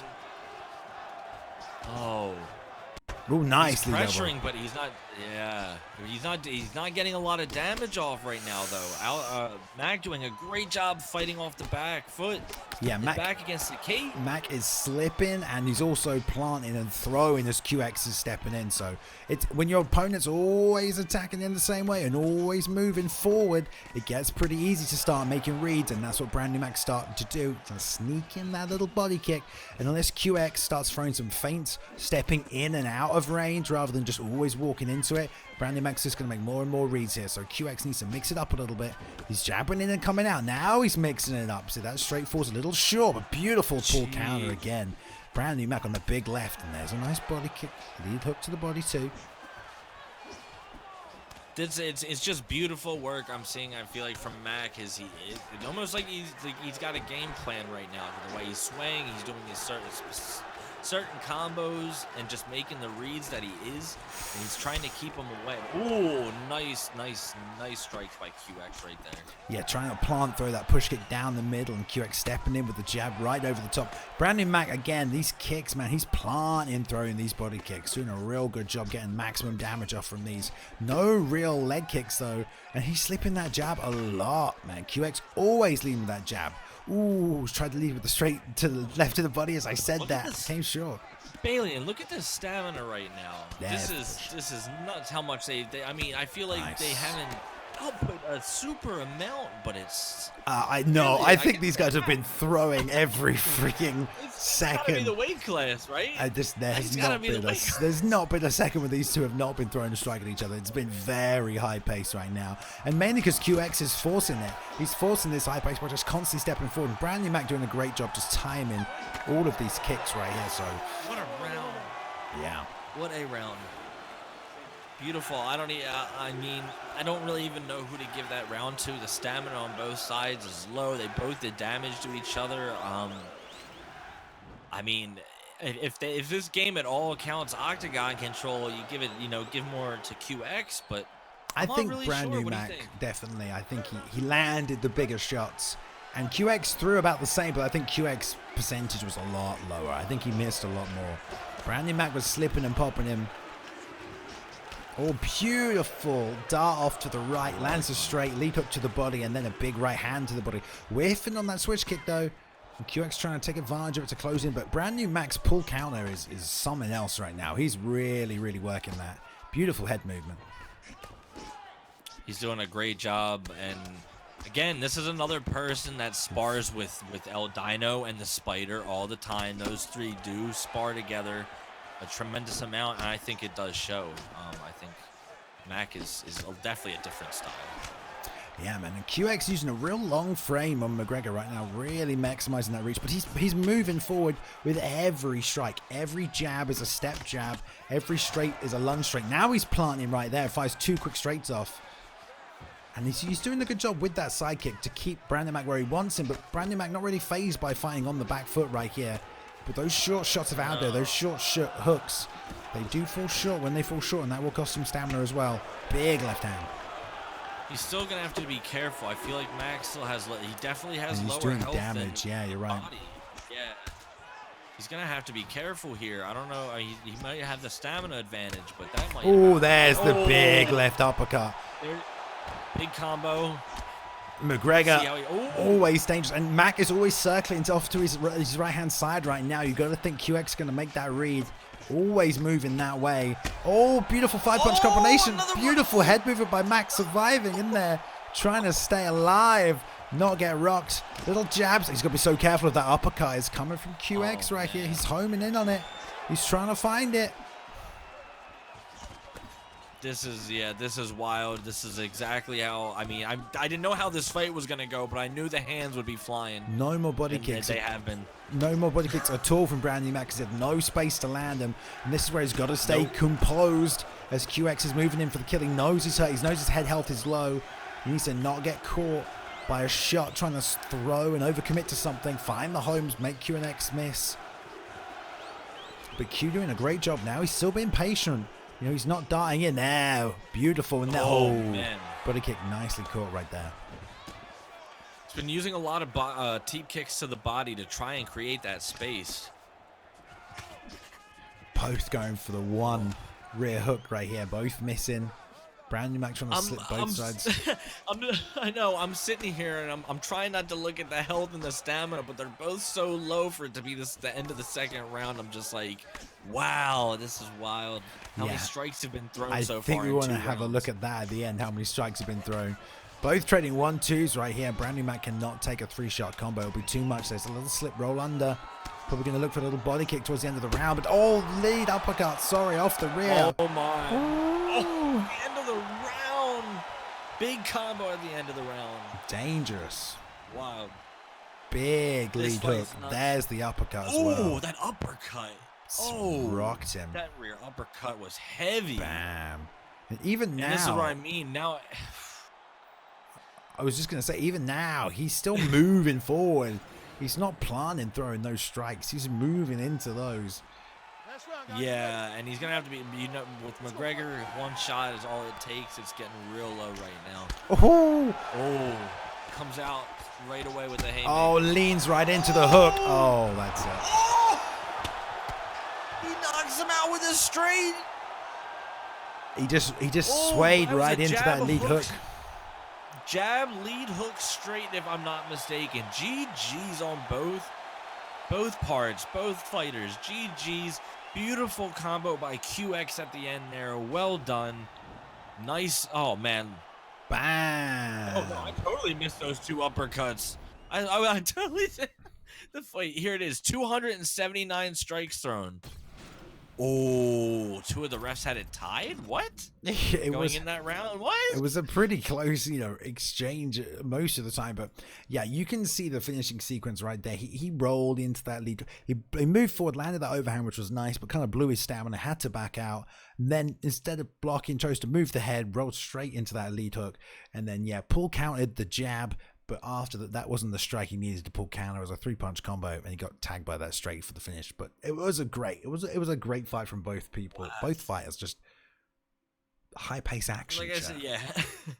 And then, like I said, that's basically how I saw it. I just saw the hands going, and that's exactly what happened. There was beautiful technique, though.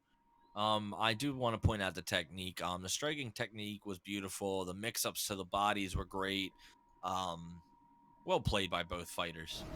And I think we're going to jump straight over to the next one because these guys are going in. Drew vs Mad Dog. Oh, yeah, they are.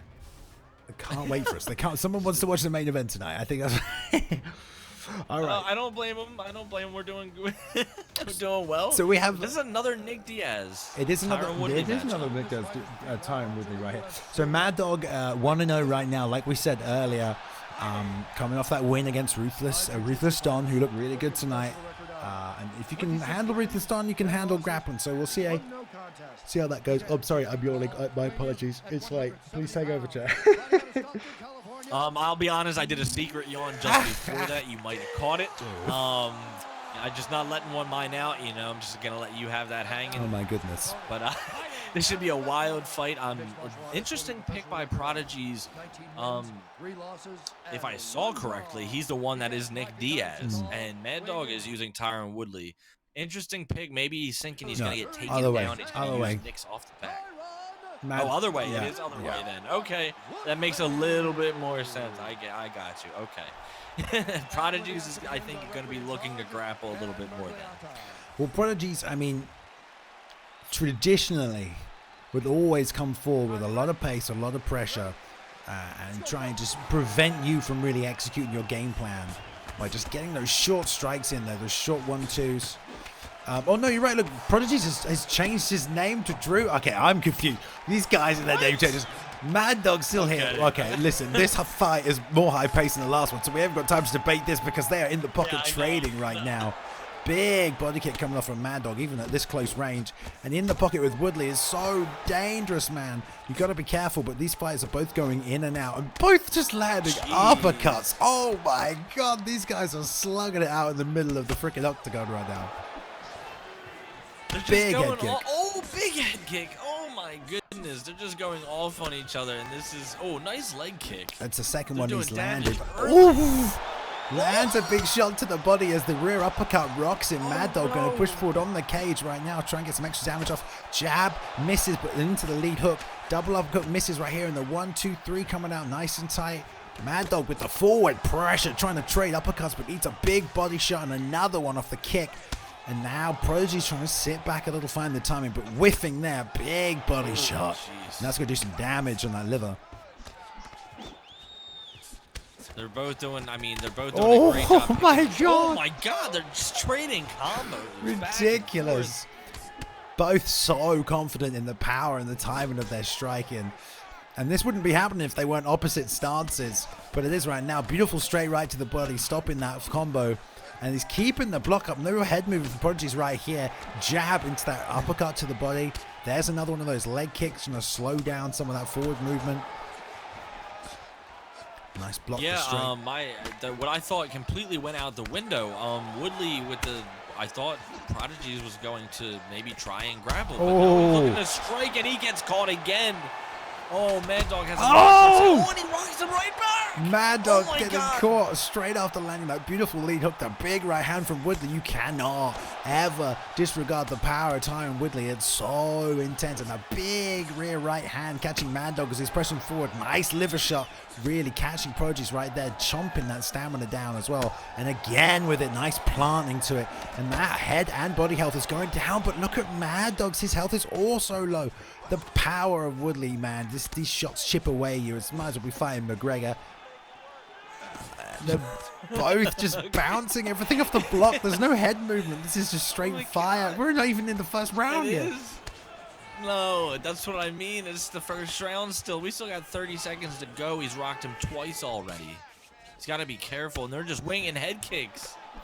Ooh. Oh, man. Oh, he was thinking about throwing another one, too. Uppercuts coming, though. Do you keep hitting that body? The uppercut's coming. Look at them both banged up right now. If There's I was another Mad shot. Dog, I back off a little bit. Just the stamina. Just the stamina, that's all. He's got the stamina advantage. Let him have that. I know it's a 3-round fight, but he's doing a good job. But this is... Wow. Look at the strikes. Woodley landed more. 100 strikes thrown. Apparently, Prodigy's name change is due to him competing in Madden with another player has a similar name, Prodigy. And people don't want to wager with him, apparently, because there's a similar... Interesting. All right, fair enough. Well, there we go. See, well, fair enough. You got to make money somehow, haven't you? Okay, Drew. Drew is a weird one, but I'll take it. No, you think... I disagree. I think Mad Dog needs to keep this pressure up. He's doing a great job with that lead hook. He's finding a home for it. And when he's on the outside, that body kick's landing. But that's what I'm saying. 1-2 was coming right down the middle right here. And he's got to be careful, man. He's been patient, trying to find timings. But Drew right here, / Prodigies, is landing that straight right down the pipe. And there's some big damage off that coming out. Yeah, Drew is trying to put. He's pressing the pace, and like you said, Mad Dog. I wanted him to push forward. Lovely. And again. And there's it. Oh, great! Look at Prodigies here, mixing it up. But do you want to be here though? I don't know about that. I think he'll be alright. He can handle it. Well, this is a good test for Mad Dog's great with the rubber guard. I do believe Mad Dog is very, very good at rubber guard practitioner. Gets a lot of people stuck in that position. Got to find his way to it, trying to fake out to the left. But I think, Prodigy knows what side that rubber guard is. And he knows he's going to keep trying to hit it. So he's just going to keep denying there. Mad Dog going to have to find another way to go. Stack. Beautiful X guard sweep right there. Back in stop position. Yeah, bottom. Beautiful job. He's going to look to get up. Ooh, stag guard. I don't see him. Is he going to stay here? I guess he is. Nice bump right there by Prodigies. Not enough, but he's going to let him up. He needs to find the home back to that lead right hook and follow it up with his uppercut. He was doing a great job like that right there. But Prodigies was landing. Oh, there's the uppercut, just as we said. My goodness. Beautiful slip. Oh, that's a big left hand. Oh, my God. Pain. That was a left hook from hell, Oh man. my God, dropped him in this ground and pound to finish up right here. Prodigy's great job with the hip bump. Does no one to lose this right now. Both men 1-0 right now in season 2, and nobody wants to give that 0 up. Prodigy's fighting for his life with 1:30 left in this second round, sorry. I don't even know. This is wild. Drew has to do something here. He was just getting ground and pounded. Mad Dog still has plenty of stamina compared to Drew right now. Oof. 1, 2, 3. See, 3 punches. This third punch of these combos is the one that's doing the damage. Oh, big body kick. Mad Dog laying low right there, but a return. Man, it's going to be an uppercut in a minute. One person's going to land one. I thought there was the uppercut. Didn't land clean enough. Both of them working the body. There's one. Gets under with a straight right to the body. Beautiful work. The stamina So just tight. changed out of We nowhere. might be going to a third round. Oh, big body kick. So much damage. Bam. No way. Oh my God. He finished him with a body kick. He finishes him with a body kick. Oh my God, man. Gets up after taking that damage. Trapped on the ground. Wow. Wow. I don't What a even know what fight. to say. He had three stuns on him. Oh my God. 3 stuns. It was 3 body kicks towards the end of that. He landed a nice one. Ooh. Bam. Another big shot right there. And then a couple of punches on the outside. Bam. Plants the body kick. Wow, man. What a finish. He was landing a lot of those throughout the course of the fight. I don't know what to say. That's wild. That's wild. Prodigy showing the veteran status right there. Beautiful comeback. Beautiful comeback. I can't say anything else. Beautiful comeback by Drew. Yeah, that's all I can think of. Beautiful comeback. I thought Mad Dog displayed I thought he did really well. I had him winning the majority of the fight. I thought he had it. And out of nowhere, boom, boom, double body roundhouses. And then he came in with that third. Oh man. That fight was so back and forth. They were both just that first round. They're both just standing there, just trading uppercut hook combinations to the body, to the head. I mean, one would change elevation and would 50% of the time get hit with the uppercut, and 50% of the time duck under and land that straight to the body and just reset the whole momentum of the fight. It was just what a great matchup. Like you get two guys right. But they were both top 15, I think. Well, so Prodigies was 15 in the world right there, and Mad Dog number 8. I mean, let's just say Mad Dog, right, was undefeated in season 2, right there. 1-0, Prodigies 1-1. Now going to move up to 2-1. So taking that O from Mad Dog, that's got to feel good for Prodigies. But that's number 15, number 8 in the world, and they're both just standing there slinging guns at each other. I mean, absolutely ridiculous. What a fight! Yeah, absolutely. I honestly wouldn't mind seeing Drew or QX versus El Dino. I think those are both good matchups right there. And it makes sense too. El Dino versus QX are both coming off a win. They were both ranked 5 and 4. I think it makes most sense maybe for a title contender.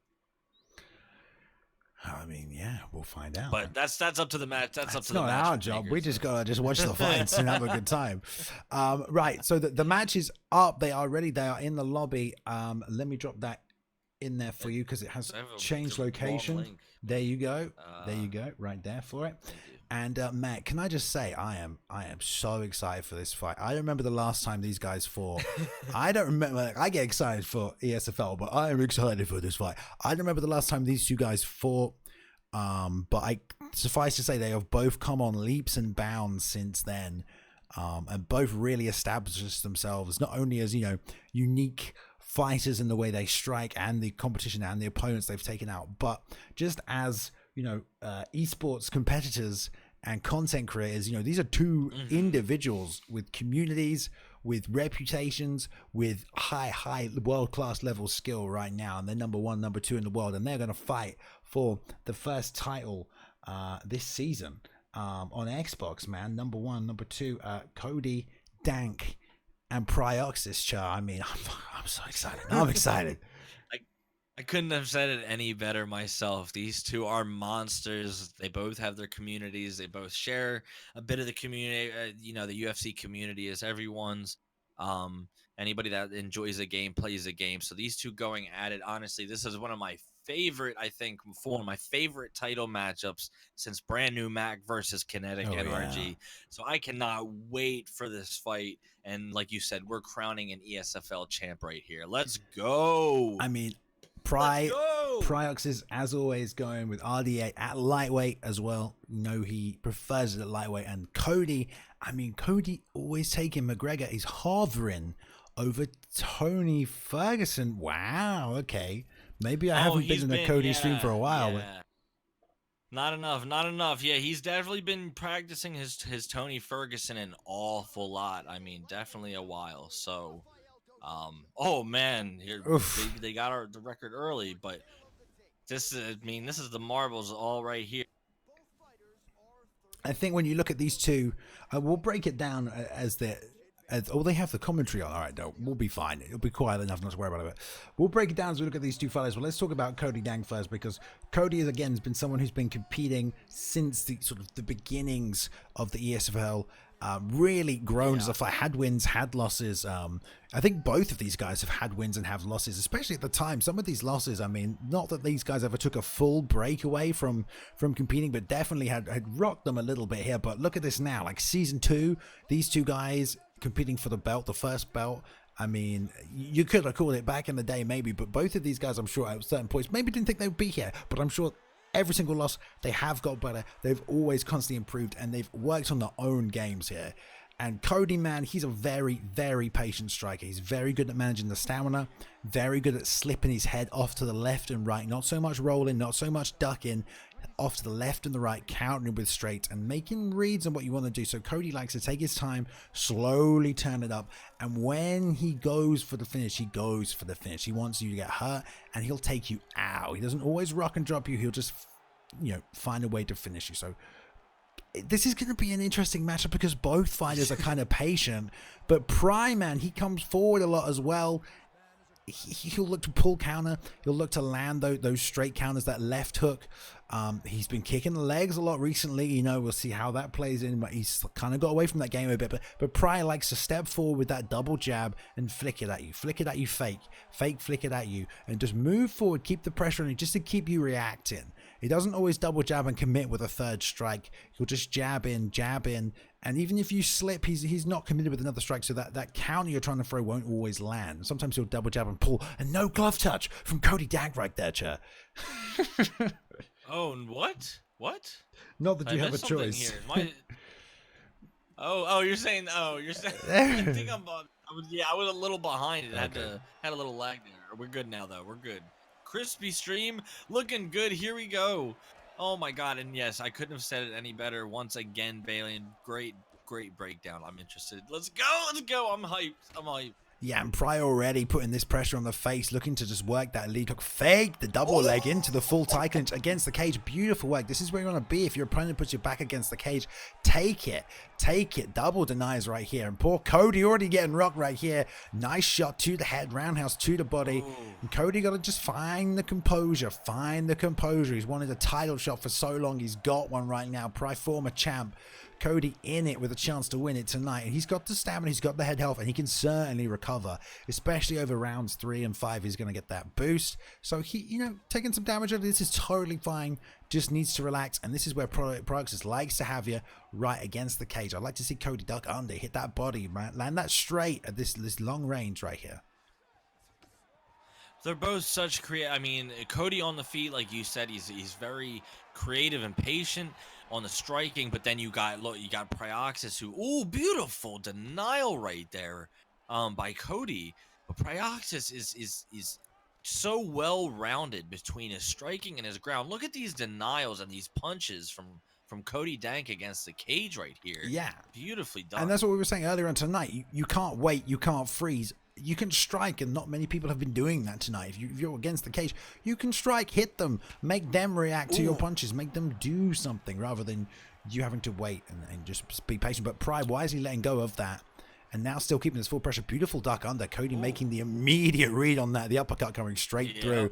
And again, a lot of body kicks coming out from Pride. Anything off that rear leg of RDA is super powerful. 3-star or above. So Cody, got to be careful of those body kicks. Tony, not as tough to the body as he is on the chin, man. You try and hit Tony's chin, he's not really going anywhere. It's a lot higher, good 5-6 points higher. So the legs, the body, that's where Pryor wants to be targeting. And now Cody's double jab is doing a good job creating that distance. I liking the way he's gliding around. But like we said, Cody's a very patient fighter. You know, he's not going to force anything if he doesn't have to right here. Trying to land the double jab, trying to float around and slip and land that straight. Good slip. Ooh. He's taking his time. And he needs to against somebody like Prioxis. Prioxis also a very patient fighter. It's a 5-round fight. No need to go ham early on. Ooh, nice. Stuck him with that nice and clean. And Cody's been doing a good job finding the home for that rear uppercut. Prize, there we go. Prize stepping forward, faking that jab, but Prize landing those body kicks nicely. There we go. There's the duck under to the straight to the body. More of that. That's going to stop Prize forward pressure. Going to get under that jab as well. He needs as many of those as he can. And now he's landing a good 3, 4, 5 of them. That's what he needs, a lot more of that straight to the body as Prize coming forward. What a first round, man. That was a nice first round. Patient, beautiful display all around. I thought it was a great job on Cody's end defensively. They both had very good offense. Prioxis working that body, man, and there's definitely some head damage on Prioxis. 100%. Let's get this round 2 underway, man. 100% working that good body. Round. I mean, that straight right to the body is going to start helping Cody right here to stop some of that forward pressure. It's going to take a little bit off the stamina, but it's also going to stop any combination that Price trying to step in and land. And those body kicks, he's going to have to start blocking those. But he did get a rook against the cage. He grabbed that multi-clinch, faked the double leg into the full tie, right up against the cage, and he landed a big knee to the head. So that's not going to do too much damage, but that's a rock. You know, it might go the distance. That's going to score on the cards. But let's take a look. Second round. Here we go. Let's go. Glove touch, always respect. Man, this is like I said, this is going to be a nutty fight. I'm interested to see if great Prioxis job. gets him down, is going to be able to hold Cody down. Cody has great great grappling defense. Cody's jab on fire at the start of this round, just Yeah. touching him over and over again with it. And he's stepping in with it as well. He's not planting it. He's not snapping it off. He's just stepping in and pouring Pry in the face. Pry now just keeping his hands up. He was stepping in with his hands low, trying to slip counter or try and land something before Cody did. But that jab was just touching him. So walking in with his block held high now. Fakes a double leg. But Cody again just jabbing into that rear hand. That jab, man. This second round is real nice for Cody. I know. he's picking them shots. He's backing up. He's landing. He's waiting. Oh, nice. Pry unable to find the range, needs to maybe go back to those body kicks or just step in and out, pull that jab out, you know, try and create a range for it to miss. And that lovely work. I'd like to see him hit the body with some of those knees, and no need to interrupt. And we can't forget that Pegasus got that rock in the first round with the knee to the head against the cage. So that's 2 for him right now, which I'm surprised. Look at Tony's head. It's not that low. Oh, great job landing the straight lead hook. Oh, my. But this is great work from Cody this round so far with that jab. Has been really nice in the face of Pry, touching him, moving forward, and creating some problems because Pry likes to move forward, likes to close that distance. But now he's in and out. Now he's baiting out that offense from Cody. If he can make him swing and miss and then come back in and close after Cody's already thrown, it's going to be a lot easier for him to get on the inside. But jab, I know. But this is what you were talking about earlier, the display, the timing. Cody's striking is beautiful head kick. Oh, big head kick. Big head kick. Oh, another one. And I've been caught by a few of those from Pry myself as well. Just knows which way you're walking and walks you right into it. Great job just firing it straight from the stance up there. Nice. Now he's faking it, making him think about it. And you can take a little look at the stamina right here. All those moving jabs. Stepping forward from Cody, starting to hurt the stamina a little right here, and then body kicks from Pry as well. Oh my, the fakes, beautiful, yeah. done. And he's got him reacting now, which is why those fakes are working. Cody's starting to worry, man. That confidence that he had in that jab is going away a bit, and he can fake, get Cody to react, and then have him bait on these feints, and that's what's working now. Although Cody's starting to step back in. Nice lead hook body kick. Great job by Pry. He's getting that timing. This is beautiful. Making Cody fight at his pace right now. 1-2, 1-2. Big liver shot. And now the systematic destruction. Beautiful work by Pry to get this. It's not going to be enough to finish it. The head held went down so quick after you. Oh my god. And that one head this kick is nuts. completely changed the pace of this fight because of just it really Cody did. to bite on everything. Oh my god, let's go. This fight is insane.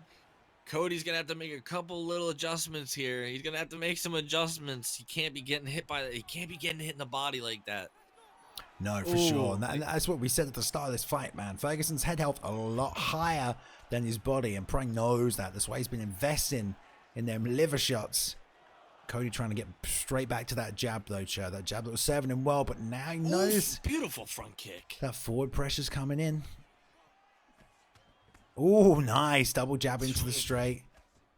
And Cody loves that jab. Oh, beautiful pull What on a the front. pull counter. Oh. Yeah, beautiful pull. Cody doing a good job catching that body kick, though. This is insane. This is a wild fight right here. Yeah, both very patient, both high level, both oh my goodness. Oof.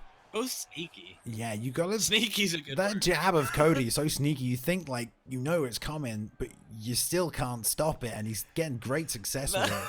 It's like, I know you're trying to jab me, but I'm still getting hit in the face with it. I can't time it. It's that, I don't know if it's for the frame advantage or what, but yeah, the jab is on point. Nice little strikes from Cody. Good work. Great job. The Stuffing the head beautiful. on the ear. Nice little hammer shots. Like, yeah, I like this. Cody's so patient in this position. Showing a new way to defend right here. This is an evolving. See, look, let it break. This is an evolving meta right here. You know, forcing Pride to break from the cage. We saw so many people fall victim to that today. And Cody now showing how to get it done. Showing you how to get it done. Stuff the head. Land short shots. And just know where he denies that. Great body catch by Cody. He knows that body's hurt. Going to force the momentum. And man, that little left hook sneaking in there. Like you said, that sneaky shot. Bryoxis. Oh my god. No way. Go for the armbar. He's going to submit him. He's going for it. No way. He's sitting for it. He's sitting for it. Wise move right here. The head health not going to finish Tony Ferguson. Oh, he's out. Oh no. Oh my god. Oh my god. He God! What just happened? Oh my What just God. happened? Man, that's a Priox's pull counter straight right there that caught freaking Cody Dank smack in the face. I mean, Cody's been watching Pry pull that move for the last year, but when you get hit with it in real life, I'm sure it's something different. That was a perfect Pry pull counter straight right there. That sat him right down. Now Pry got that top position. RDA great from the top. Let's see what Cody's bottom game's like. Oh. I know, I'm just so intrigued. It's even hard to speak sometimes. I'm just like so zoned in as a fan, and I'm just watching these two just back and forth, back and forth.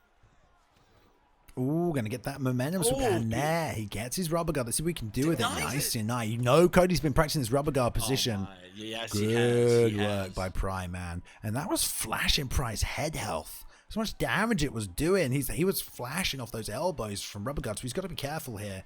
Nice short straight to stop that foot on the hip get up here. And Cody got to block and find a way to defeat. 5 seconds left in this round. This fight is insane. Oh my goodness. I mean, if I'm being honest, as back and forth of this fight has been, I have this at least two. I have Prioxis up in this fight, but just by how much? Is it 2 rounds? Is it 3? Oh my God! There's a beautiful slip straight, and there's that liver shot. Cody forgetting about it. He has to block low right now. This is a real bad spot for Cody. There's another liver shot. Oh, the knee. Oh my God! Cody has to give him a reason not to come forward. Oh. There it is, the slip straight, and there we go. Going to stop the attack. Great job. God. This is nuts. Cody having to be so Anything careful. to react. Look at the switch, the Man, fakes. He has to, man. He's going to. Look at the body health of Pry, stamina, though. man. Pry's barely been hit to the body. Cody headhunting all night. Doesn't even care. Oh, man. But it hasn't.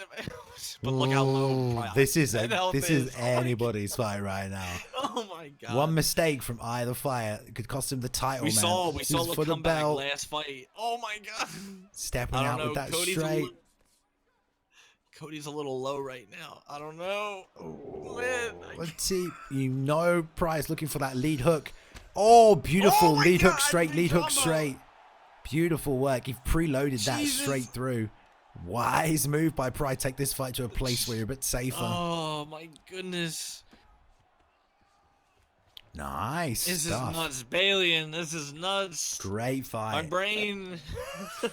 Probably gonna hold this top position best he can. Cody's body health flashing 3-4 elbows on that body is gonna be over this fight. He's gonna have to be careful. Short shot. He's got to block low right now, or find a way back up and transition when he can. Probably really good from this top position. Very hard to keep off you, especially from half guard. Finish a lot of people from half guard. And Cody gonna try and get a sit up, and he's gonna get it, Che. He's gonna get it. Oh my God. This is nuts, bro. This is nuts. And see what Cody can do from here. Pry just willingly smashing him in the face right now. The triangle gets stuffed. Double fake, but oh man, went for the flick a little too early. Pry reading it. Pry jitsu all over it. Beautiful sweep into a double leg. And now you got Pry back on top of you. Your body's flashing. 1 minute 20 left in this round. You've already got your stamina boost. And you've got to see what Cody can do to try and survive right here. Because a posture up from Pry could end this fight. And the ref's going to stand it up. Oh The my ref God, is going to he's stand it up. Oh my good. God. Well, Cody got to Oh block my that God, body. Bailey on his feet. Here comes the head kick. Head kick finish. Bailey, he's barely walking right now. Oh man. Head kick from Pry. Here we go. Oh my goodness. Gust of wind. He's doing Beautiful. the chicken dance. Oh my goodness. Setting it up isn't nicely. good. And Cody Come on. has to throw something. Oh, as the head kick doesn't land though. He went. Oh my goodness. Doesn't I thought he was going land. to the body. He blocked the head too. Man, Cody's doing a good job surviving right now when he needs to. But this is what Pry can do, man. He's got him hurt. He's got him reacting.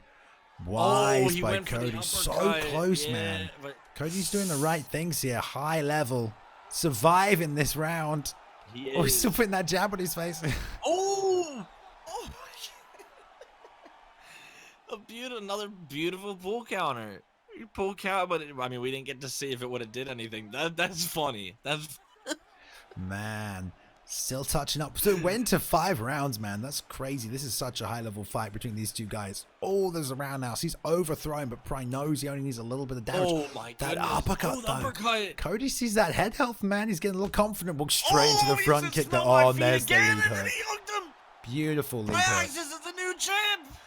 There we go. There we go. We have a new champ for Season 2 on Xbox. Prioxis right here. Beautiful, beautiful work.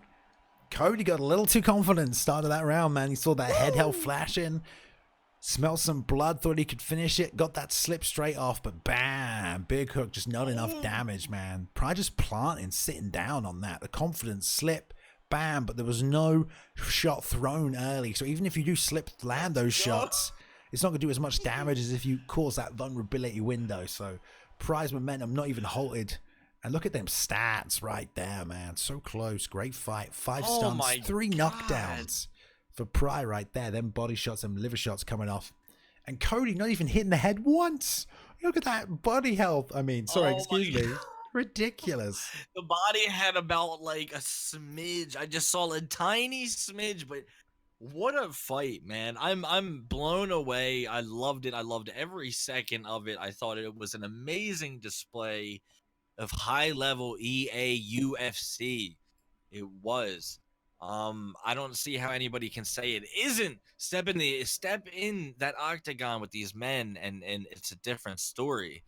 Yeah, wow, beautiful fight. We're just gonna run back some of the highlights of that main event right there. I got a couple of replays we can sit through because it was such a good fight. We're seeing the patience right. This is after Pry had hurt Cody, and he's just using all these feints. There's the big head kick planted, and he set that up 3-4 feints before it, tried to go straight back to it, doesn't land it. But this was really the changing in the pace of this fight, because up to this point in the second round, Cody had been pushing forward so well with that double jab, sneaking it in the face, and now you see all these feints coming out from Pry.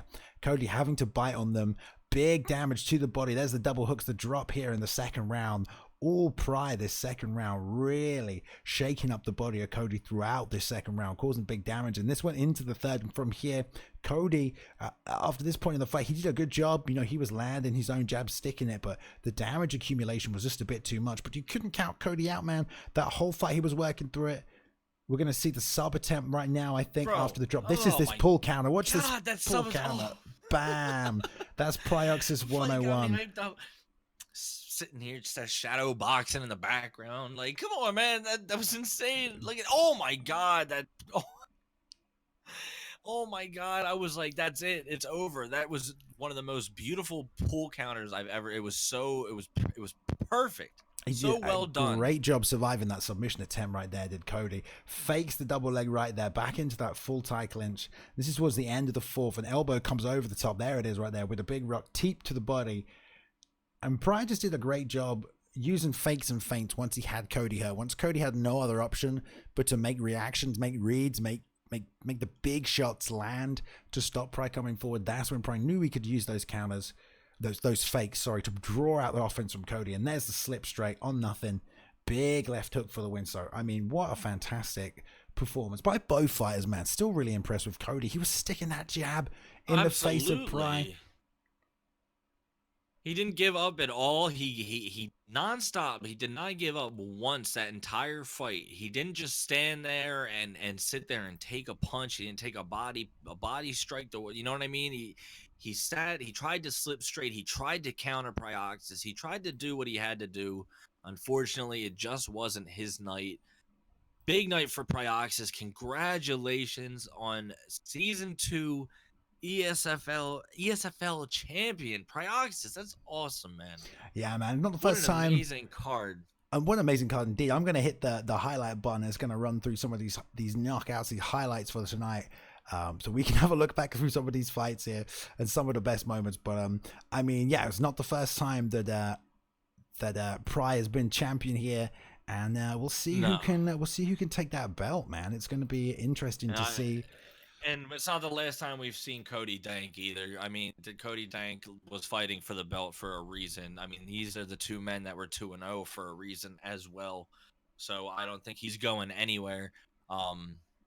amazing stuff, and these highlights are beautiful, Bailey, and I'm glad you caught these highlights. Yeah, These are awesome. We saw that that beautiful TKO in the Dillashaw Garbrandt matchup, first fight of the night. Dab doing great work with that big right hand over the top, that lead uppercut, working it for him here. So that's a great fight to kick us off through the night. And then we had this Habib mirror matchup right here. Just a beautiful work, really.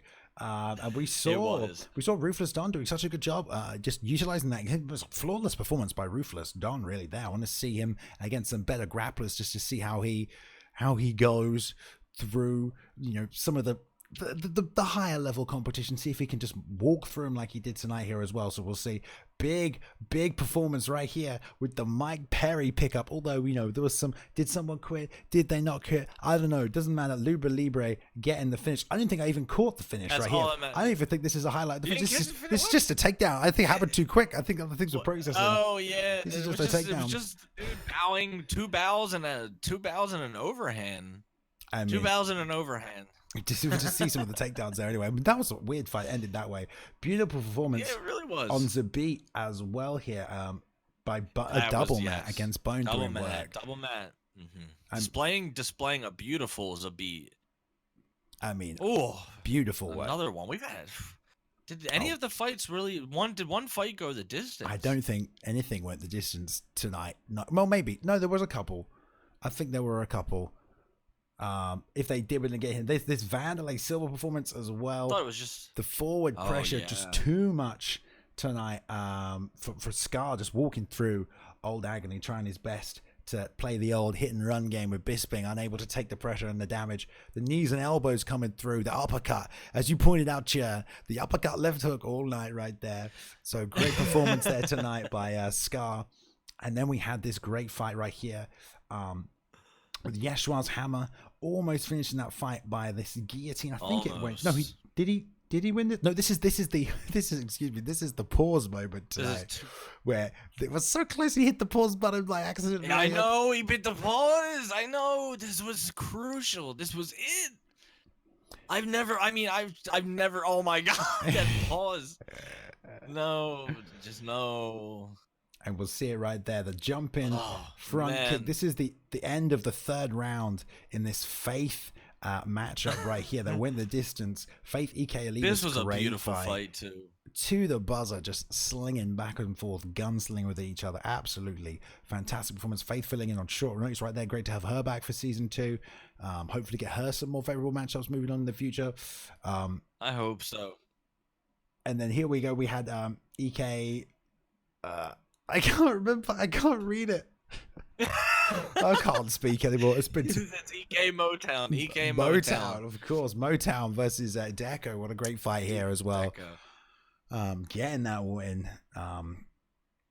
I mean, it was just a great matchup. All fights tonight were good. The main event was straight fire as well. This is all over the place. The Holloway mirror matchup, Chicken coming in with that beautiful straight right, spinning elbow into the knee to the body, into the elbow, no returns right here, and the straight right catch him nice and flush against the cage. When that flying knee tried to come out, Chicken talking all kinds of nonsense over the mic. He's back for season 2. You know he's going to want another opponent here this evening. Well, this season. That was one of the biggest comebacks I've seen on the. I mean, I've seen a lot of comebacks on the game. To get your leg beat in like that and then to come back and win. Well done, Mr. Chicken. That was very nice. And then we had this Peyton matchup. Was absolutely fantastic as well. Peyton doing such a good job early with the pressure. Matchup. But this Adesanya plays by Dino, man, just real crisp, real clean. I still love that 3-2-3 that came out. Yeah. But there's the slip straight, and then a beautiful finishing sequence, just pure clean. Every shot landed. Every shot was at perfect range right here. And then we're going to see the finish nice and early right here. I think this was the brand new Mac QX fight. Oh, man. Great job by brand new Mac again tonight, but just not enough, man. QX with a beautiful finishing combination with McGregor. Lead uppercut into that straight left. Just pure, crisp, clean, cold KO action. Oh. Right at the start of the round. And almost the same thing in the main event. Super low. Just so everyone knows, these are highlights beginning of rounds. These aren't beginning of the first round. And then we Oh, look at this. the And double, Drew, aka Prodigies. yeah, the double body shot with the roundhouse planting right here to the body. Great work, taking him out of the game. I mean, that was a great fight as well. And Mad here it Dog is. doing so Bah! good. And that's Oh this my is. I just want to say, it's the second round when these two were in this state. That's how much they try to hit each other. Oh, And a big clean it's just lead a hook, back. big clean lead hook finish right there as well from our And new here it is. champion. Oh, for the champion belt, big, like you said, big clean hook. Prioxis Season 2 ESFL champ, man. What a beautiful night of fights, honestly. Oh my goodness! Right. I think we should probably wrap it And up we got more. because there's some we got actual real fights UFC happening. fights Yeah, to real watch. UFC's Yes, happening we right got, now. Thank you so much, everyone, for joining us this evening. ESFL 55. We'll be back next Yes. week. 56 PS4 card. Thank you for joining me, Cher. Great to have you in the booth again, buddy. Let's go. Hey, man, it was great to be here. Thanks for being with me, Bailey. And thank all of you. Thanks for the fights. Yeah, thank you to the fighters tonight and congrats again to the new champ. Pry earned it definitely. I know Cody will be back challenging for that belt sooner rather than later because he put on a great performance too. And I'd like to see that matchup run it back maybe in a couple of months. You don't know, we'll see. But it's good night from us, the ESFL. Shout out to all you guys for watching. Thank you everyone for lurking. Shout out to everyone on YouTube. Thank you to all our mods and other members of the team helping out tonight. Can't do it without them. It's a big operating unit here, not just the guys you hear from in the booth. So make sure you thank the staff if you see them. Have a good night. Enjoy the fights. Enjoy the UFC this evening. And we will see you next week. Take care, guys. Peace.